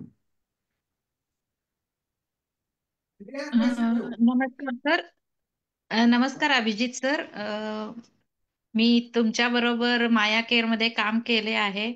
मला वाटते जवळ 1 वर्ष किंवा 14 महिने एवढंच मी काम केलीये. ऐकू येते सर? हो, येते येते येते मॅडम. हा, तुम्ही ओळखता मला असं मी समजते. आणि खूपच म्हणजे तिथं काम करताना खूप छान वाटते, कारण तिथं मंजिरी गोखले जोशी आणि अभय सरांचं एक हे छान फाउंडेशन मध्ये काम करायला, दिव्यांग लोकांसाठीच हा फाउंडेशन मध्ये काम करायची संधी आहे. आणि तुमच्या बरोबर काम करताना मग मी खूप काही शिकले. मला एक्सेल शीट म्हणजे काय माहिती नव्हतं, हे पण तुमच्याकडनं मी शिकले. खरंच एका एक फील्ड मध्ये तुम्ही जगत होता, त्याच्यातनं एक खडतर ह्याच्यातून तुम्ही बाहेर पडून दुसऱ्या क्षेत्रात सुद्धा तुम्ही तेवढंच एक भूमिका निभावताय की पहिल्यासारखाच. हे खूपच अभिमान आहे आणि प्रेरणादायी सुद्धा आहे आमच्यासारख्या लोकांसाठी. त्यामुळे आज आधी पण तुमचं ते छोटस फिल्म पण मी बघितलेलं आहे, की ते बघताना त्यांनी डायरेक्टरनी इतकं छान ते शूटिंग केले, ते बघून एकदम ते ऍक्सिडेंटचं बघून इतकं धडकी बसते. पण तुमचं आणि तुमच्या फॅमिलीचं त्यावेळी काय स्थिती झालं असेल, हे तेवढ्या एका क्षणातून आमच्या लक्षात येते. खूप छान वाटलं सर, आज पण तुमचं बद्दल ऐकायला मला मिळालं. परत एकदा आपलं भेट झालंय असं मी समजते. धन्यवाद सर. पुढच्या वाटचालीसाठी शुभेच्छा माझ्याकडून. धन्यवाद धन्यवाद. धन्यवाद अनुराधा मॅडम. अंजना मॅडम. नमस्कार अभिजित सर. छान नमस्कार. वाटलं. म्हणजे खूप दिवस माझी इच्छा होती तुम्ही या सेशन अटेंड करावं, आणि खूप छान वाटलं. माया केअर फाउंडेशनची मी गेल्या वर्षी जोडले गेले आणि 1.5-2 महिने तिथे कामही केलंय. आणि तुम्ही तेव्हा माझे बॉस होता. आणि खरंच तुमच्या बरोबर म्हणजे पंक्चर कसं असावं माणसानी कामात, हे तुमच्याकडून खूप शिकण्यासारखं आहे. आणि माया केअर फाउंडेशन ही खरोखर अपंगांसाठी खूप चांगली संस्था आहे, जी लेटेस्ट नॉलेज प्रत्येक दिव्यांगांना देत असते. आणि मी आजपर्यंत आमच्या हेल्पर्सची पण बरेच व्यक्ती माया केअर बरोबर जोडण्यासाठी प्रयत्न केलाय, आणि तुम्ही पण त्यासाठी मला नेहमीच साथ दिलेली आहे. एवढा तुमचा प्रवास मी आधी त्या मॅडमने सांगितलं तसं तुमची शॉर्ट क्लिप मी आधी पाहिली होती. आणि खरोखर म्हणजे एवढं माणूस संकटात पडल्यानंतर त्यातून मार्ग कसा काढायचा, हे खरोखर खूप शिकण्यासारखं आहे. तुम्हाला तुम्हा सर्वांनाच, टीम मधल्या सर्वांनाच नवीन वर्षाच्या खूप साऱ्या शुभेच्छा. थँक्यू. थँक्यू तुम्हालाही. धन्यवाद Anjana madam. Sarika madam, Pankaj sir.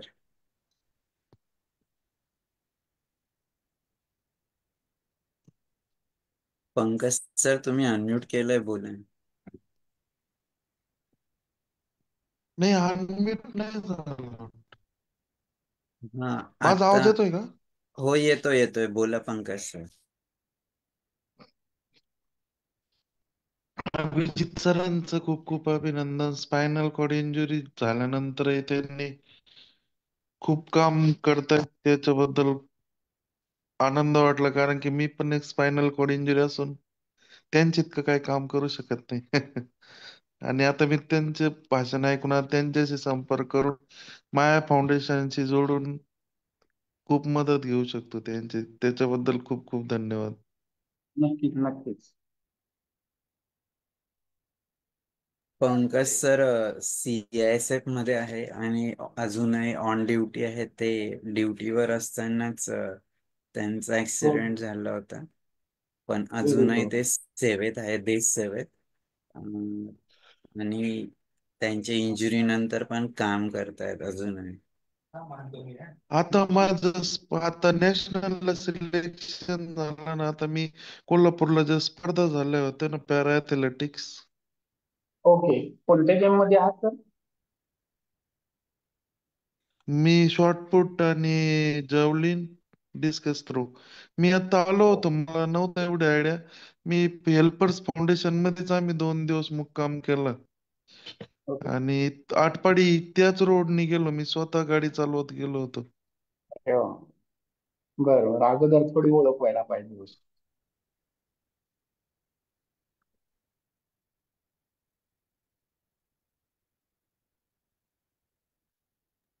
Sarika madam.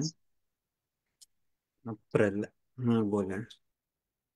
धन्यवाद सर. अभिजित सर नमस्कार. नमस्कार मॅडम. सर मला तुम्हाला विचारायचंय की जेव्हा तुमचा ऍक्सिडेंट झाला तेव्हा म्हणजे कितव्या वर्षी झाला वयाच्या, आणि तुम्ही हॅलो. बोलताना, हॅलो आवाज येतोय? हॅलो. हा आता येतो आवाज. परत एकदा रिपीट करा तुमचं क्वेश्चन. हा बोला.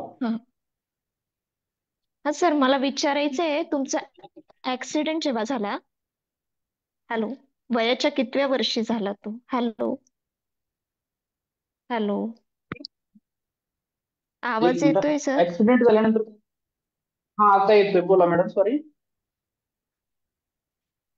वयाच्या कितव्या वर्षी तुमचा ऍक्सिडेंट झाला आणि तुम्ही बोलताना उल्लेख केला सुसाईड करण्याचा, आणि ओके. मग हा. त्यानंतर हा एवढा ड्रास्टिक चेंज, ते कसं काय? Yes yes. ऍक्च्युली माझा वयाच्या 22व्या वर्षी ऍक्सिडेंट झाला. 22व्या वर्षी 14 एप्रिल 2014 ला माझा ऍक्सिडेंट झाला. त्याच्यानंतर म्हणजे ऍक्सिडेंट नंतर माझी परिस्थितीच अशी झाली होती की, कारण मला माझ्या स्वतःचाच राग येत होता, कारण एवढा ऍक्सिडेंट होऊन मलाच का असं झालंय, आणि मला कुठेच ब्लडिंग वगैरे झालं नाही तरी पण माझे हात का चालत नाही, जरी माझी मान चालत नसली तर माझे हात का चालत नाहीत, किंवा माझे पाय का चालत नाहीत, मला उठता का येत नाही, मला स्वतः जेवण का करता येत नाही. कारण आजही माझं जे काही पूर्णपणे आहे, माझी स्वतःची मम्मी बघते, माझी बहीण बघतात, वहिनी आहेत, भाऊ आहेत, ते सगळे माझ्या घरातले सपोर्टिव्ह काम करतात. परंतु मला सारखं सारखं असं वाटायचं की नाही, मी त्यांना त्रासच देतोय.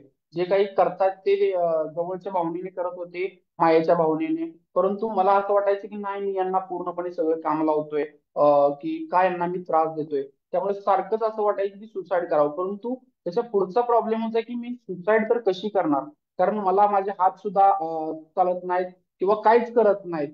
तर मी काही वेळेला उपाशी राहण्याचा पण प्रयत्न केला, परंतु ते मला घरातल्यांनी रोज मला जेवण केल्याशिवाय मला, मी ज्या दिवशी मी गप्प बसेल, मी जेवणार नाही, त्या दिवशी घरातले कोणच जेवायचे नाहीत. त्यामुळे मला अनावधानात जीव जेवायलाच लागायचं नाईलाजास्तव. आणि त्याच्यातूनच मला हळूहळू थोडी प्रेरणा मिळत गेली की नाही, आपल्यासाठी सपोर्टिव्ह एवढी माझी फॅमिली एवढी सपोर्टिव्ह आहे, तर मग आपण का हार म्हणतोय, आपण का मागे घेतोय, तर आपण आणखी पुढे येऊन एक जगाला आदर्श दाखवून द्यावा की बाबा या स्थितीमधून सुद्धा व्यक्ती बाहेर पडू शकतो. आणि त्यानंतर माझा परत कठीण प्रवास संपून माझे चांगले दिवस सुरू झाले. हळूहळू मी स्वतःला पॉझिटिव्ह, नवीन नवीन पॉझिटिव्ह गोष्टी शिकत गेलो, पुस्तके वाचत राहिलो ऑनलाईन, त्याच्यानंतर चांगले चांगले व्हिडिओ बघत गेलो, नवीन नवीन लोकांशी कनेक्ट व्हायला लागलो. त्यामुळे मला आणखी थोडं चांगलं वाटायला लागलं. अशा प्रकारे मी म्हणजे सुसाईड मध्ये गेलेलो, मी पूर्णपणे आता निगेटिव्ह होऊन परत चांगल्या प्रकारे काम करायला लागलोय आज. कारण मला आज माझ्या स्वतःचा पण अभिमान वाटतो, माझ्या फॅमिलीचा पण अभिमान वाटतो की मी फक्त झोपून राहत नाही, मी काम पण करतो, लोकांशी बोलतो, कनेक्ट राहतो, जास्तीत जास्त लोकांना मदत करण्याचा प्रयत्न करतो. किंवा जे दिव्यांग, आपल्यासारखे दिव्यांग बांधव आहेत, त्यांना वेगवेगळ्या प्रकारची मदत, जसं की UDID कार्ड काढायचं आहे किंवा कोणता निधी मिळतो, कुठला फॉर्म भरायचा, याबद्दल पण मी नेहमी अधूनमधून त्यांना मार्गदर्शन करत असतो. त्यामुळे बरेच लोक स्पायनल कॉर्ड इंजुरी वाले किंवा वेगवेगळ्या ग्रुपमध्ये मी जॉईन आहे, तर त्या लोकांशी पण ज्यावेळेस बोलणं होतं ना, त्यावेळेस मी आमच्या स्वतःचं अपंगत्व मी पूर्णपणे हरवून जातो. म्हणजे आता जवळजवळ मी स्वतःला डिसेबल्ड मानतच नाही, मी एबल्डच मानतो. खूप छान सर. असं म्हणतात जे घडतं ते चांगल्यासाठीच घडतं, म्हणजे तुमच्या हातून हे कार्य घडायचं होतं, म्हणून हे जे काय आहे येस. ते सर्व आहे. धन्यवाद सर, आणि बरोबर. तुम्हाला पुढच्या कामासाठी खूप खूप शुभेच्छा. धन्यवाद.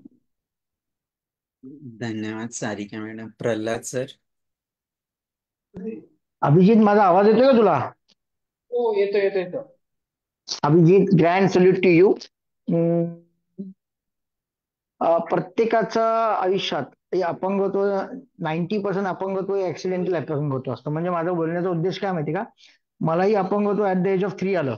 म्हणजे मी तीन वर्षापर्यंत मला काहीच प्रॉब्लेम नव्हतं, आणि त्याच्यानंतरचा जो चॅलेंज तुला खूप नंतर आला, म्हणून तुला तो अनुभव होता की तू एक चांगला व्यक्ती होता, तुला सर्व काही चांगलं होतं, आणि अचानक चेंज होणं त्यातल्या त्यात एक मोठा चॅलेंज आहे, आणि ते तू ऍक्सेप्ट करून आज उभा आहे. खरंच तुला एक म्हणजे खरंच मानाचा तुरा आहे तुझ्यासाठी तो. आणि दुसरी गोष्ट, आपण आपण स्वतः तर स्वावलंबी होतोच, पण दुसऱ्याला मदत करणं हे खूप मोठं त्याच्यासाठी हे लागतं, डेअरिंग लागतं आणि ते तू करतोय. आणि दुसरी गोष्ट अजून म्हणजे मला खूप अभिमान आहे की तू सांगलीच आहे, कारण माझं आजोली सांगली साईडचं आहे आणि गावही कराड आहे. तर मला माझ्या गावाकडचा माणूस भेटलेला आहे. तर मी नक्कीच कराडला जेव्हा कधी येणार आहे गाडी घेऊन तर नक्की तुझी भेट घेणार आहे. आणि या सर्व थँक्यू. गोष्टी शक्य झाल्या संकल्प फाउंडेशनमुळे आणि आपले सरांमुळे. तर त्यांचाही आभार मानतो आणि खूप चांगलं ऐकण्यासाठी भेटलं आणि त्याचा प्रोत्साहनही खूप चांगला भेटेल मला पुढच्यासाठी. Thank you so much and best of luck. धन्यवाद धन्यवाद थँक्यू. धन्यवाद Pralhad sir, Sonika madam, Lata madam, Ashok Mali sir, Muralidhar sir. माझा प्रश्न असा आहे की तुझं लॉंग टर्म गोल काय आहे आणि शॉर्ट टर्म गोल पण सांग. ओके, आता शॉर्ट टर्म गोल तर माझा आता काय नाही, परंतु मी माझा लॉंग टर्मच मी प्रथम तर सगळ्यांना सांगतो, ही जी सोनिका आहे ना ती माझी बहीणच आहे. तर ही बहीण तर माझी अतिशय म्हणजे तिने सुद्धा इतका त्याग केलाय ना, कारण मी ज्यावेळेस हँडिकॅप झालो तर त्याच्यानंतर तिला बाहेर शिक्षणासाठी जायचं होतं. तिला माझ्यामुळे जाता आलं नाही, कारण तिला भावाला सोडून जाता आलं नाही. 12वी झाल्यानंतर नाही, ग्रॅज्युएशन झाल्यानंतर नाही. तर तिने माझ्यासाठी भरपूर मोठा त्याग केलाय. जी काही माझी डॉक्युमेंटची कामं असतील किंवा शिक्षणाबद्दल मार्गदर्शन असेल तर ती मला हिच्याकडून मिळत आलेलं आहे नेहमी. तर तिला खरं माझं सॅल्यूट आहे आणि माझे खूप खूप थँक्यू आहे. आणि माझा लॉंग टर्म जो गोल आहे तर मला पूर्णपणे घराला असं काहीतरी करून दाखवायचं आहे की किंवा ज्या दिव्यांग लोक आहेत तर त्या दिव्यांग लोकांना एक आदर्श व्यक्ती बनवून दाखवायचं आहे की आपण स्वतः दिव्यांग असून दुसऱ्या दिव्यांगांसाठी काम करणं किंवा समाजासाठी, कारण आपण काहीतरी केलं पाहिजे. फक्त एक व्यक्ती म्हणून जन्माला नाही येता एक समाजाला आदर्श ठेवून जाणं हे माझं लॉंग टर्म गोल आहे.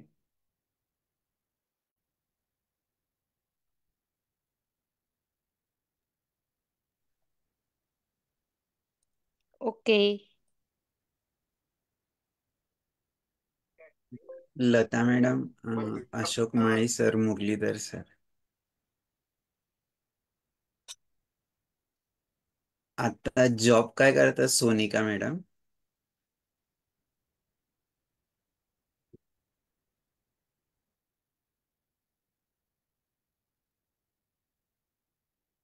हा सर, काय म्हणाला मला? अं, मी असं विचारलं, सोनिका मॅडम आता जॉब करतात का, हा की सोनिका शिक्षण चालू आहे? हा. हो, शिक्षण पूर्ण झालेलं आहे, तिचं मॅरेज पण झालेलं आहे, लहान एक मुलगा पण आहे. आणि आता ती जॉब करते, घरी बसूनच एका कंपनीमध्ये ती जॉब करते, चांगल्या पदावर आहे. त्याच्यानंतर माझी तिच्या अगोदरची पण एक बहीण आहे, ती सुद्धा चांगल्या पदावर आहे, बेंगलोरमध्ये जॉब करते. तिने मला भरपूर सपोर्ट केलाय, तिने सुद्धा फायनान्शियल डिपेंडंट होण्यासाठी. कारण ज्यावेळेस तिला असं वाटलं होतं की माझ्यामुळे अपघात झालाय, कारण तिने मला बोलवलं होतं स्टँडवर येण्यासाठी आणि मी ते गेले होते. त्यामुळे तिला अतिशय दुःख होत होतं की मी का बोलवलं असेल, मी का रिक्षाने वगैरे आले नसेल. तर तिने सुद्धा, मी बेडवर असल्यापासून तिने असं ठरवलं की तिच्या पगारामधून ती प्रत्येक महिन्याला मला काही रक्कम देत होती आणि आजही देते, अधून मधून रक्कम देते. ती मला अजून फायनान्शियल डिपेंड व्हायला मला शिकवणार. तिने मी जे काही जॉब करतोय त्याच्यामध्ये बऱ्याच टेक्निकली वगैरे प्रॉब्लेम येतात, त्यानंतर मी तिला विचारतो. त्याच्यानंतरची माझी जी लग्न झालेली बहीण आहे, ज्यावेळेस मी पडलो होतो ते सुद्धा मला खूप सपोर्ट करतात. नेहमी आले का म्हणजे कुठल्या सणाला म्हणले की त्या सगळ्या माझ्या 6च्या 6 बहिणी, सगळ्यात मोठी माझी एक रुपाली बनावाची बहीण आहे, ती तर अतिशय माझ्यावर जीव ओवाळून टाकणारी आहे. म्हणजे मला ती काहीच कमी पडू शकत पडू देत नाही. कुठेही जरा जरी मी निराश झालो तर फोन करणार मला, किंवा मी जरी जेवलो नाही तर तिला वाईट वाटणार की का आज जेवला नाही, सगळ्या घरातल्यांना विचारणार. त्याच्यानंतर राणी नावाची पण एक बहीण आहे सांगोलमध्ये, ती सुद्धा अतिशय आल्यानंतर माझे सगळे भाऊजी वगैरे आहेत, म्हणजे अतिशय म्हणजे एवढं सपोर्टिव्ह झालेलं आहे ना बहिणींसोबतच. माझे भाऊजी सुद्धा एवढे सपोर्टिव्ह झालेले आहेत की ते सुद्धा मोठ्या पदावर काम करतात, मोठ्या चांगल्या पगाराची नोकरी पण आहे. परंतु ज्यावेळेस मला व्हीलचेअरवर बसवण्याचा वेळ येते, कुठे घेऊन जायचा वेळ येते, तर ते सुद्धा स्वतः मला एक केअर टेकर सारखे काम करतात अतिशय प्रेमाने. त्यामुळे मी त्यांच्याकडे बघूनच मला आणखी जगण्याची उमेद वाटते की नाही, एवढी सपोर्टिव्ह मला फॅमिली मिळालेली आहे की ही बऱ्याच लोकांना, बऱ्याच लोकांच्या नशिबात नसते. तर मला वाटतं की हीच फॅमिलीच माझ्या नशिबामध्ये आहे. माझे काका आहेत, वडील आहेत, सगळे मंडळी आहेत, तर ते मला एवढे सपोर्टिव्ह करतात. तर मी का चांगल्या प्रकारे आणखी त्यांना आनंद देण्याचा प्रयत्न करू नये. त्यामुळे मी नेहमी त्यांना खुश ठेवण्याचा प्रयत्न करतो, जास्तीत जास्त जेवढा होईल तेवढा. तसं तर माझा थोडा रागीट स्वभाव आहे, परंतु त्यांच्याकडे बघून मला थोडं कधी कधी असं वाटतं की नाही, मी त्यांच्याकडून काम करून घेतोय का नाही. परत मी त्यांना स्वतःहून सॉरी पण बोलतो. अशा प्रकारचं माझं चाललेलं आहे. त्यामुळे मला फॅमिली अतिशय, परमेश्वराने मला सपोर्टिव्ह फॅमिली दिलेली आहे, माझे मित्र दिलेले आहेत. त्यामुळे जे काही मी जोडले आहे, ज्या लोकांशी मी कनेक्ट होत चाललोय आज पण, तर ते मला अतिशय, जसं की अंजना मॅडमशी माझं पहिल्यांदाच बोलणं झालं होतं, तर त्यांनी पीएचडी सुद्धा केलेली आहे असं मला सांगितलं. त्यांची पीएचडी चालू आहे. एवढ्या मोठ्या पदावर असून त्यांचं सुद्धा मी पूर्णपणे जे आपल्या युट्यूब चॅनलवर संकल्प फाउंडेशनच्या माध्यमातून जे युट्यूब चॅनलवर जे सत्र चालतात त्याच्यातली मी 4 ते 5 सत्र मी स्वतः ऐकली. तर त्यानंतर सुद्धा मला माझ्यामध्ये बराच मोठा बदल झाला की ते एवढी मोठी दिव्यांग व्यक्ती असून कशा प्रकारे स्ट्रगल करतात. कारण आपल्या संकल्प फाउंडेशनच्या माध्यमातून पण बऱ्याच लोकांना असा फायदा व्हावा आणि जास्तीत जास्त तुम्ही दिव्यांग लोकांच्या आत्मचरित्रावर भर टाकून त्यांचे विचार समाजासाठी खुले करावेत, जे की लोकांना प्रेरणा देणारे आहेत. कारण प्रत्येक दिव्यांगाच्या मागे काही ना काही प्रेरणा असते, त्याचा खडतर प्रवास असतो. जरी थोडं जरी एखाद्या व्यक्तीने जरी बघितला तर त्याला अतिशय पॉझिटिव्हली वाटतं. आणि हे तुमचं नेहमी काम असंच उत्तरोत्तर वाढत जावं. आणि एक ना एक दिवस असं येईल की लोकांना असं वाटेल की दिव्यांग जर झाला आहात तर तुम्ही संकल्प फाउंडेशनच्या ज्या मुलाखती होतात त्या प्रत्येक व्याख्यान तुम्ही ऐका आणि त्याच्यातून तुम्हाला खूप काही प्रेरणा मिळण्यासारखं आहे. मी तर आता फक्त 4 ते 5 एपिसोड बघितलेले आहेत. मला तर असं वाटतं की आज 119वा सत्र आज आहे, तर मी एवढा लेट का केला असं मला स्वतःला वाटतंय. परंतु काय हरकत नाही, जरी लेट असेल तर थेट मी पूर्णपणे आता बघत राहणार आहे एपिसोड. अशाच नवीन लोकांशी कनेक्ट होत राहणार आहे. प्रत्येकाकडून काहीतरी प्रेरणा घ्यायची पण असते आणि स्वतःची प्रेरणा द्यायची पण असते, हे मला समजलेलं आहे. थँक्यू. धन्यवाद. मुरलीधर सर, तुम्ही अनम्यूट केलं होतं. हा, बोला. नमस्कार सर. हॅलो सर, ऐकू नमस्कार. येते का? नमस्कार, बोला सर, बोला. हा सर, आपला प्रवास ऐकून वाईट पण वाटलं, परंतु नंतर तुम्ही जे काय जिद्दीनं उभा राहिला त्याच्यासाठी तुम्हाला तुमचा आभार. आणि इथनं पुढेच दिव्यांगासाठी काम करण्यासाठी पण तुम्हाला शुभेच्छा. फक्त माया केअर फाउंडेशनसाठी जॉईन होण्यासाठी काय करावं लागतं आणि त्याच्यासाठी कसे हे करावं लागतं आणि कोणाकोणासाठी मदत करावी लागते ते जरा मला आणि सविस्तर कळालं तर जरा बरं होईल. मध्ये रेंज गेली होती माझी. Okay okay. Maya care foundation ही गेल्या 15 वर्षापासून सामाजिक संस्था आहे, जी की ज्येष्ठ नागरिकांसाठी आणि दिव्यांगांसाठी काम करते. जर का तुम्ही गुगलवर माया केअर फाउंडेशन टाकलं तर तुम्हाला तिथे पूर्णपणे आपला टोल फ्री नंबर आहे 1800-572-1343. या टोल फ्री नंबर आहे. हा 5 विविध भाषांमध्ये नंबर आहे. तर या नंबरवर तुम्ही कॉन्टॅक्ट करू शकता किंवा फेसबुक, युट्यूबला सगळीकडे आपले व्हिडिओज आहेत, तिथे तुम्ही कॉन्टॅक्ट करू शकता. कॉन्टॅक्ट केल्यानंतर तुम्हाला 2-3 पर्याय असतात. त्याच्यामध्ये काही लोक इंटर्नशिप पण करतात, व्हॉलेंटिअरिंग पण करतात, वेगवेगळ्या प्रकारची ट्रेनिंग पण देतात. आणि स्वतः काही आपल्याकडे असे पण दिव्यांग लोक आहेत की जे थोडेफार दिव्यांग आहेत, ते जाऊन स्वतः व्हिजिट करतात ज्येष्ठ नागरिकांना. आमच्या सुद्धा संस्थेमध्ये असे बरेच लोक आहेत की जे स्वतः दिव्यांग असून दुसऱ्या लोकांना जाऊन मदत करतात. त्याचबरोबर आपण आपल्या संस्थेच्या माध्यमातून एक बीपीओ युनिट पण चालवतोय. कारण जर का आजकाल फायनान्शियल इंडिपेंडेंट व्हायचं असेल तर त्यांना, या दिव्यांग लोकांना चांगले पगार सुद्धा मिळाले पाहिजे. तर त्या दृष्टिकोनातून संस्थेने काय केले की बीपीओ युनिट एक स्थापन केले. तर त्याच्या माध्यमातून संस्था काय करते की मोठमोठ्या ज्या संस्था आहेत, पर्सिस्टंट, आयसीआयसीआय, लोंबार्ड किंवा मोठ्या ज्या कंपन्या आहेत, तर त्यांच्याकडून बॅक ऑफिसचं जे काम असतं थोडंफार, कॉलिंग, डेटा एंट्री, फायनान्सचं किंवा मीटिंग ब्लॉक करणे, अशा प्रकारचं काम स्वतःला मागवून घेते आणि ते दिव्यांगांच्या मार्फत पूर्ण केलं जातं ते काम. आणि त्याच्या बदल्यात आम्हाला त्या संस्थेकडून फायनान्शियल मदत होते थोड्याफार प्रमाणामध्ये, आणि तेच पैसे आपण त्या दिव्यांगांना पेमेंट म्हणून दिले जातो. त्यामुळे स्वतः दिव्यांगांना काहीतरी नवीन करायला पण भेटतं. तर ते प्लस ते स्वतः आत्मनिर्भर पण बनतात, फायनान्शियल इंडिपेंडेंट पण होतात. अशा प्रकारची ही संस्था काम करते. तुम्ही संस्थेमध्ये वेगवेगळ्या प्रकारचे 4-5 प्रकारचे प्रकल्प आहेत. वेगवेगळ्या प्रकारच्या प्रकल्पामध्ये काम करू शकता. डाटा एंट्री पाहिजे असेल तर डेटा एंट्री, कॉलिंग पाहिजे असेल तर कॉलिंग, फायनान्स, पेमेंट, रिक्रुटमेंट, असे वेगवेगळ्या प्रकारचे आपल्याकडे हे आहेत. असं नाही की तुम्हाला हेच जमलं पाहिजे किंवा तेच जमलं पाहिजे. तुम्हाला वेगवेगळ्या क्षेत्रामध्ये वेगवेगळी तुम्हाला कामं दिली जातात वेगवेगळ्या प्रोजेक्टनुसार.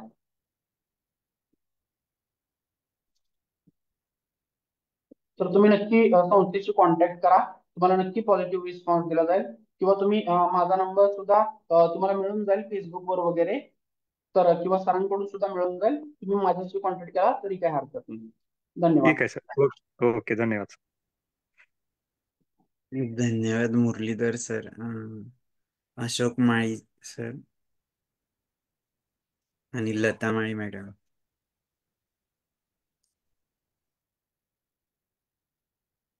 ऍक्च्युली तर ते लता माळी आहेत, ती माझी आई आहे, तिला काय अनम्यूट करता येणार नाही आणि तिला बोलता पण येणार नाही. ती बोलू शकते परंतु अनम्यूट करता येणार नाही तिला. आणि अशोक माळी जे आहेत ते माझे वडील आहेत. मी तुम्हाला सांगायचं विसरलो, माझं जे घराणं आहे ते पूर्णपणे खेळाडूचं घराणं आहे. माझे जे वडील आहेत ते जागतिक विक्रमवीर आहेत. त्यांनी मी जवळजवळ 5 ते 7 वर्षाचा असताना त्यांनी जागतिक विक्रम केलेला आहे. जवळजवळ 125 किलो वजन खांद्यावर घेऊन एका तासामध्ये 145 स्क्वॉट बैठका मारलेल्या आहेत. हा त्यांचा लिम्का बुक ऑफ रेकॉर्ड मध्ये नोंद झालेला आहे. वाव, त्याच्यानंतर ग्रेट, हो हो अभिनंदन. येस, त्याच्यानंतर माझा एक सगळ्यात मोठा भाऊ आहे कुमार माळे म्हणून. तर त्याने सुद्धा एका नॉनस्टॉप जवळजवळ 6,000 जोर मारलेले आहेत 3 तासामध्ये. तो सुद्धा त्याचा विक्रम आहे. त्याच्यानंतर मी आणि माझा दुसरा एक भाऊ आहे वैभव माळे, आम्ही दोघी कुस्ती क्षेत्रामध्ये कार्यरत होतो. तर असं आमचं पूर्णपणे स्पोर्ट्स घराणं आहे. आता जे माझे लहान पुतणे जे आहेत ते सुद्धा कुस्ती क्षेत्रामध्ये आहेत. तर आमची इच्छा आहे की त्यांनी सुद्धा काहीतरी नाव कमावं. त्या दृष्टिकोनातून आमचा एक काय म्हणतात क्रीडा क्षेत्रामधला प्रवास सुरू आहे. प्लस शैक्षणिक क्षेत्रामध्ये सुद्धा आम्ही काम करत आहोत. म्हणजे घरातले चांगल्या प्रकारे शिक्षण वगैरे घेत आहेत. धन्यवाद. खूप छान सर. म्हणजे ते मातीशी नाळ जुळलेली असली की ती एक वेगळीच प्रेरणा मिळते. तर त्या कुस्तीने तुम्हाला जगायला शिकवलं. भलेही संकट दिले आहेत, अडथळे आलेत, पण त्यातनं ती जी विजेत्याची भूमिका आहे जी मातीने शिकवलेली असते ती तुम्ही सोडली नाही. आणि आजही अगदी प्रेरणादायी असं स्वतः जगतायत आदर्श जीवन आणि इतरांना प्रेरणा पण देत आहेत. तर खूप खूप शुभेच्छा सर तुमच्या या आयुष्याला, तुमच्या कामाला. आणि आमच्या संकल्प फाउंडेशन परिवाराकडून तुमचे ऋण व्यक्त करतो की तुम्ही वेळ दिला. आणि जाता जाता एक विनंती की एक छोटासा संदेश सर्वांसाठी द्यावा. नंतर आपण प्रार्थनेने आजच्या सत्संगाची सांगता करूया. मी सर्व इतर श्रोत्यांचे पण आभार व्यक्त करतो की त्यांनी अगदी शांतपणे हे सगळं आपला प्रोग्राम ऐकून घेतला. मी अभिजित सरांना विनंती करतो की एक छोटासा संदेश सर्वांसाठी की कसं जीवन जगावं. आणि त्यानंतर मग आपण छोट्याशा प्रार्थनेने आजच्या या सत्संगाची सांगता करूया. Yes sir. तर माझ्याकडून छोटासा म्हणजे अगदी छोटासा संदेश असा आहे की आयुष्यामध्ये अडथळे प्रत्येकाला येत असतात. वेगवेगळ्या क्षेत्रामध्ये ते वेगवेगळ्या प्रकारचे अडथळे असतात. परंतु त्या अडथळ्यातून पुढे जो जातो ना तोच भगवंताला प्रिय असतो किंवा त्यालाच लोक नावाजतात. कारण की मी तुम्हाला मध्येच सांगितलं की जर का आपल्या आयुष्यातले असं जर ज्यावेळेस वाटत असेल की सगळे दरवाजे बंद झालेले आहेत, कारण ज्यावेळेस सगळे दरवाजे बंद होतात त्यावेळेस ऑटोमॅटिकच एक परमेश्वराने आपल्यासाठी दरवाजा ओपन केलेला असतो. तो दरवाजा तुम्हाला शोधण्याची दृष्टी तुमच्याकडे असायला पाहिजे. तर त्या दृष्टीने तुम्ही तो दरवाजा ओपन जर का तुम्ही दरवाजापर्यंत पोहोचलात तर तुमचं तिथून पुढचं जे जीवन असतं ते अतिशय सुखकर पद्धतीचं असतं. तरी कधीही कुठल्याही परिस्थितीत संकटाशी सामना करायला शिकलं पाहिजे नाही. कुठल्याही प्रकारचे संकट येऊ द्या, परंतु ती संकट आपली परीक्षा घेण्यासाठीच असतात. आणि ज्यावेळेस त्या संकटाला आपण तोंड देतो, त्या संकटाच्या परीक्षेमध्ये पास होतो, तोच आजकाल यशस्वी होतो. तर सगळ्यांनी अशीच संकटाची परीक्षा देऊन यशस्वी व्हावं अशी माझी इच्छा आहे आणि असा हा माझा मंत्र आहे. धन्यवाद. धन्यवाद. पुनश्च एकदा तुम्हाला शुभेच्छा. आणि येणाऱ्या नवीन वर्षासाठी सर्वांना शुभेच्छा. आपण जेव्हा या सगळ्या संवाद सारथीत येत असतो आम्ही आणि सगळ्या तुमच्यासारख्या लोकांकडून ऐकत असतो, शिकत असतो, तर निश्चितच एक वेगळा म्हणजे तो प्रत्येकात दडलेला जो सारथी आहे, जो शिव आहे, तो त्याला रस्ता दाखवत असतो. आणि जगायचं कसं, आणि नुसतं जगायचं नाही तर का आणि कशासाठी जगायचं याचा एक आदर्शच देत असतो, मार्ग दाखवत असतो. आणि त्यातनं जे तो मार्ग शोधून काढतात, ज्यांना ती ठिणगी मिळते, स्पार्क मिळतोय, ते नक्कीच समाजासाठी आणि इतरांसाठी प्रेरणादायी असं व्यक्ती असतात. मी जास्त न बोलता आता आपण प्रार्थनेकडे जाऊया. पुनश्च एकदा सर्वांचे आभार व्यक्त करतो. ओम असतो मा सद्गमय तमसो मा ज्योतिर्गमय मृत्योर्मा अमृतंगमय. ओम शांती शांती शांती. खूप खूप धन्यवाद सगळ्यांचे. पुन्हा पण पुढच्या संवाद साथीच्या व्याख्यानात भेटूया.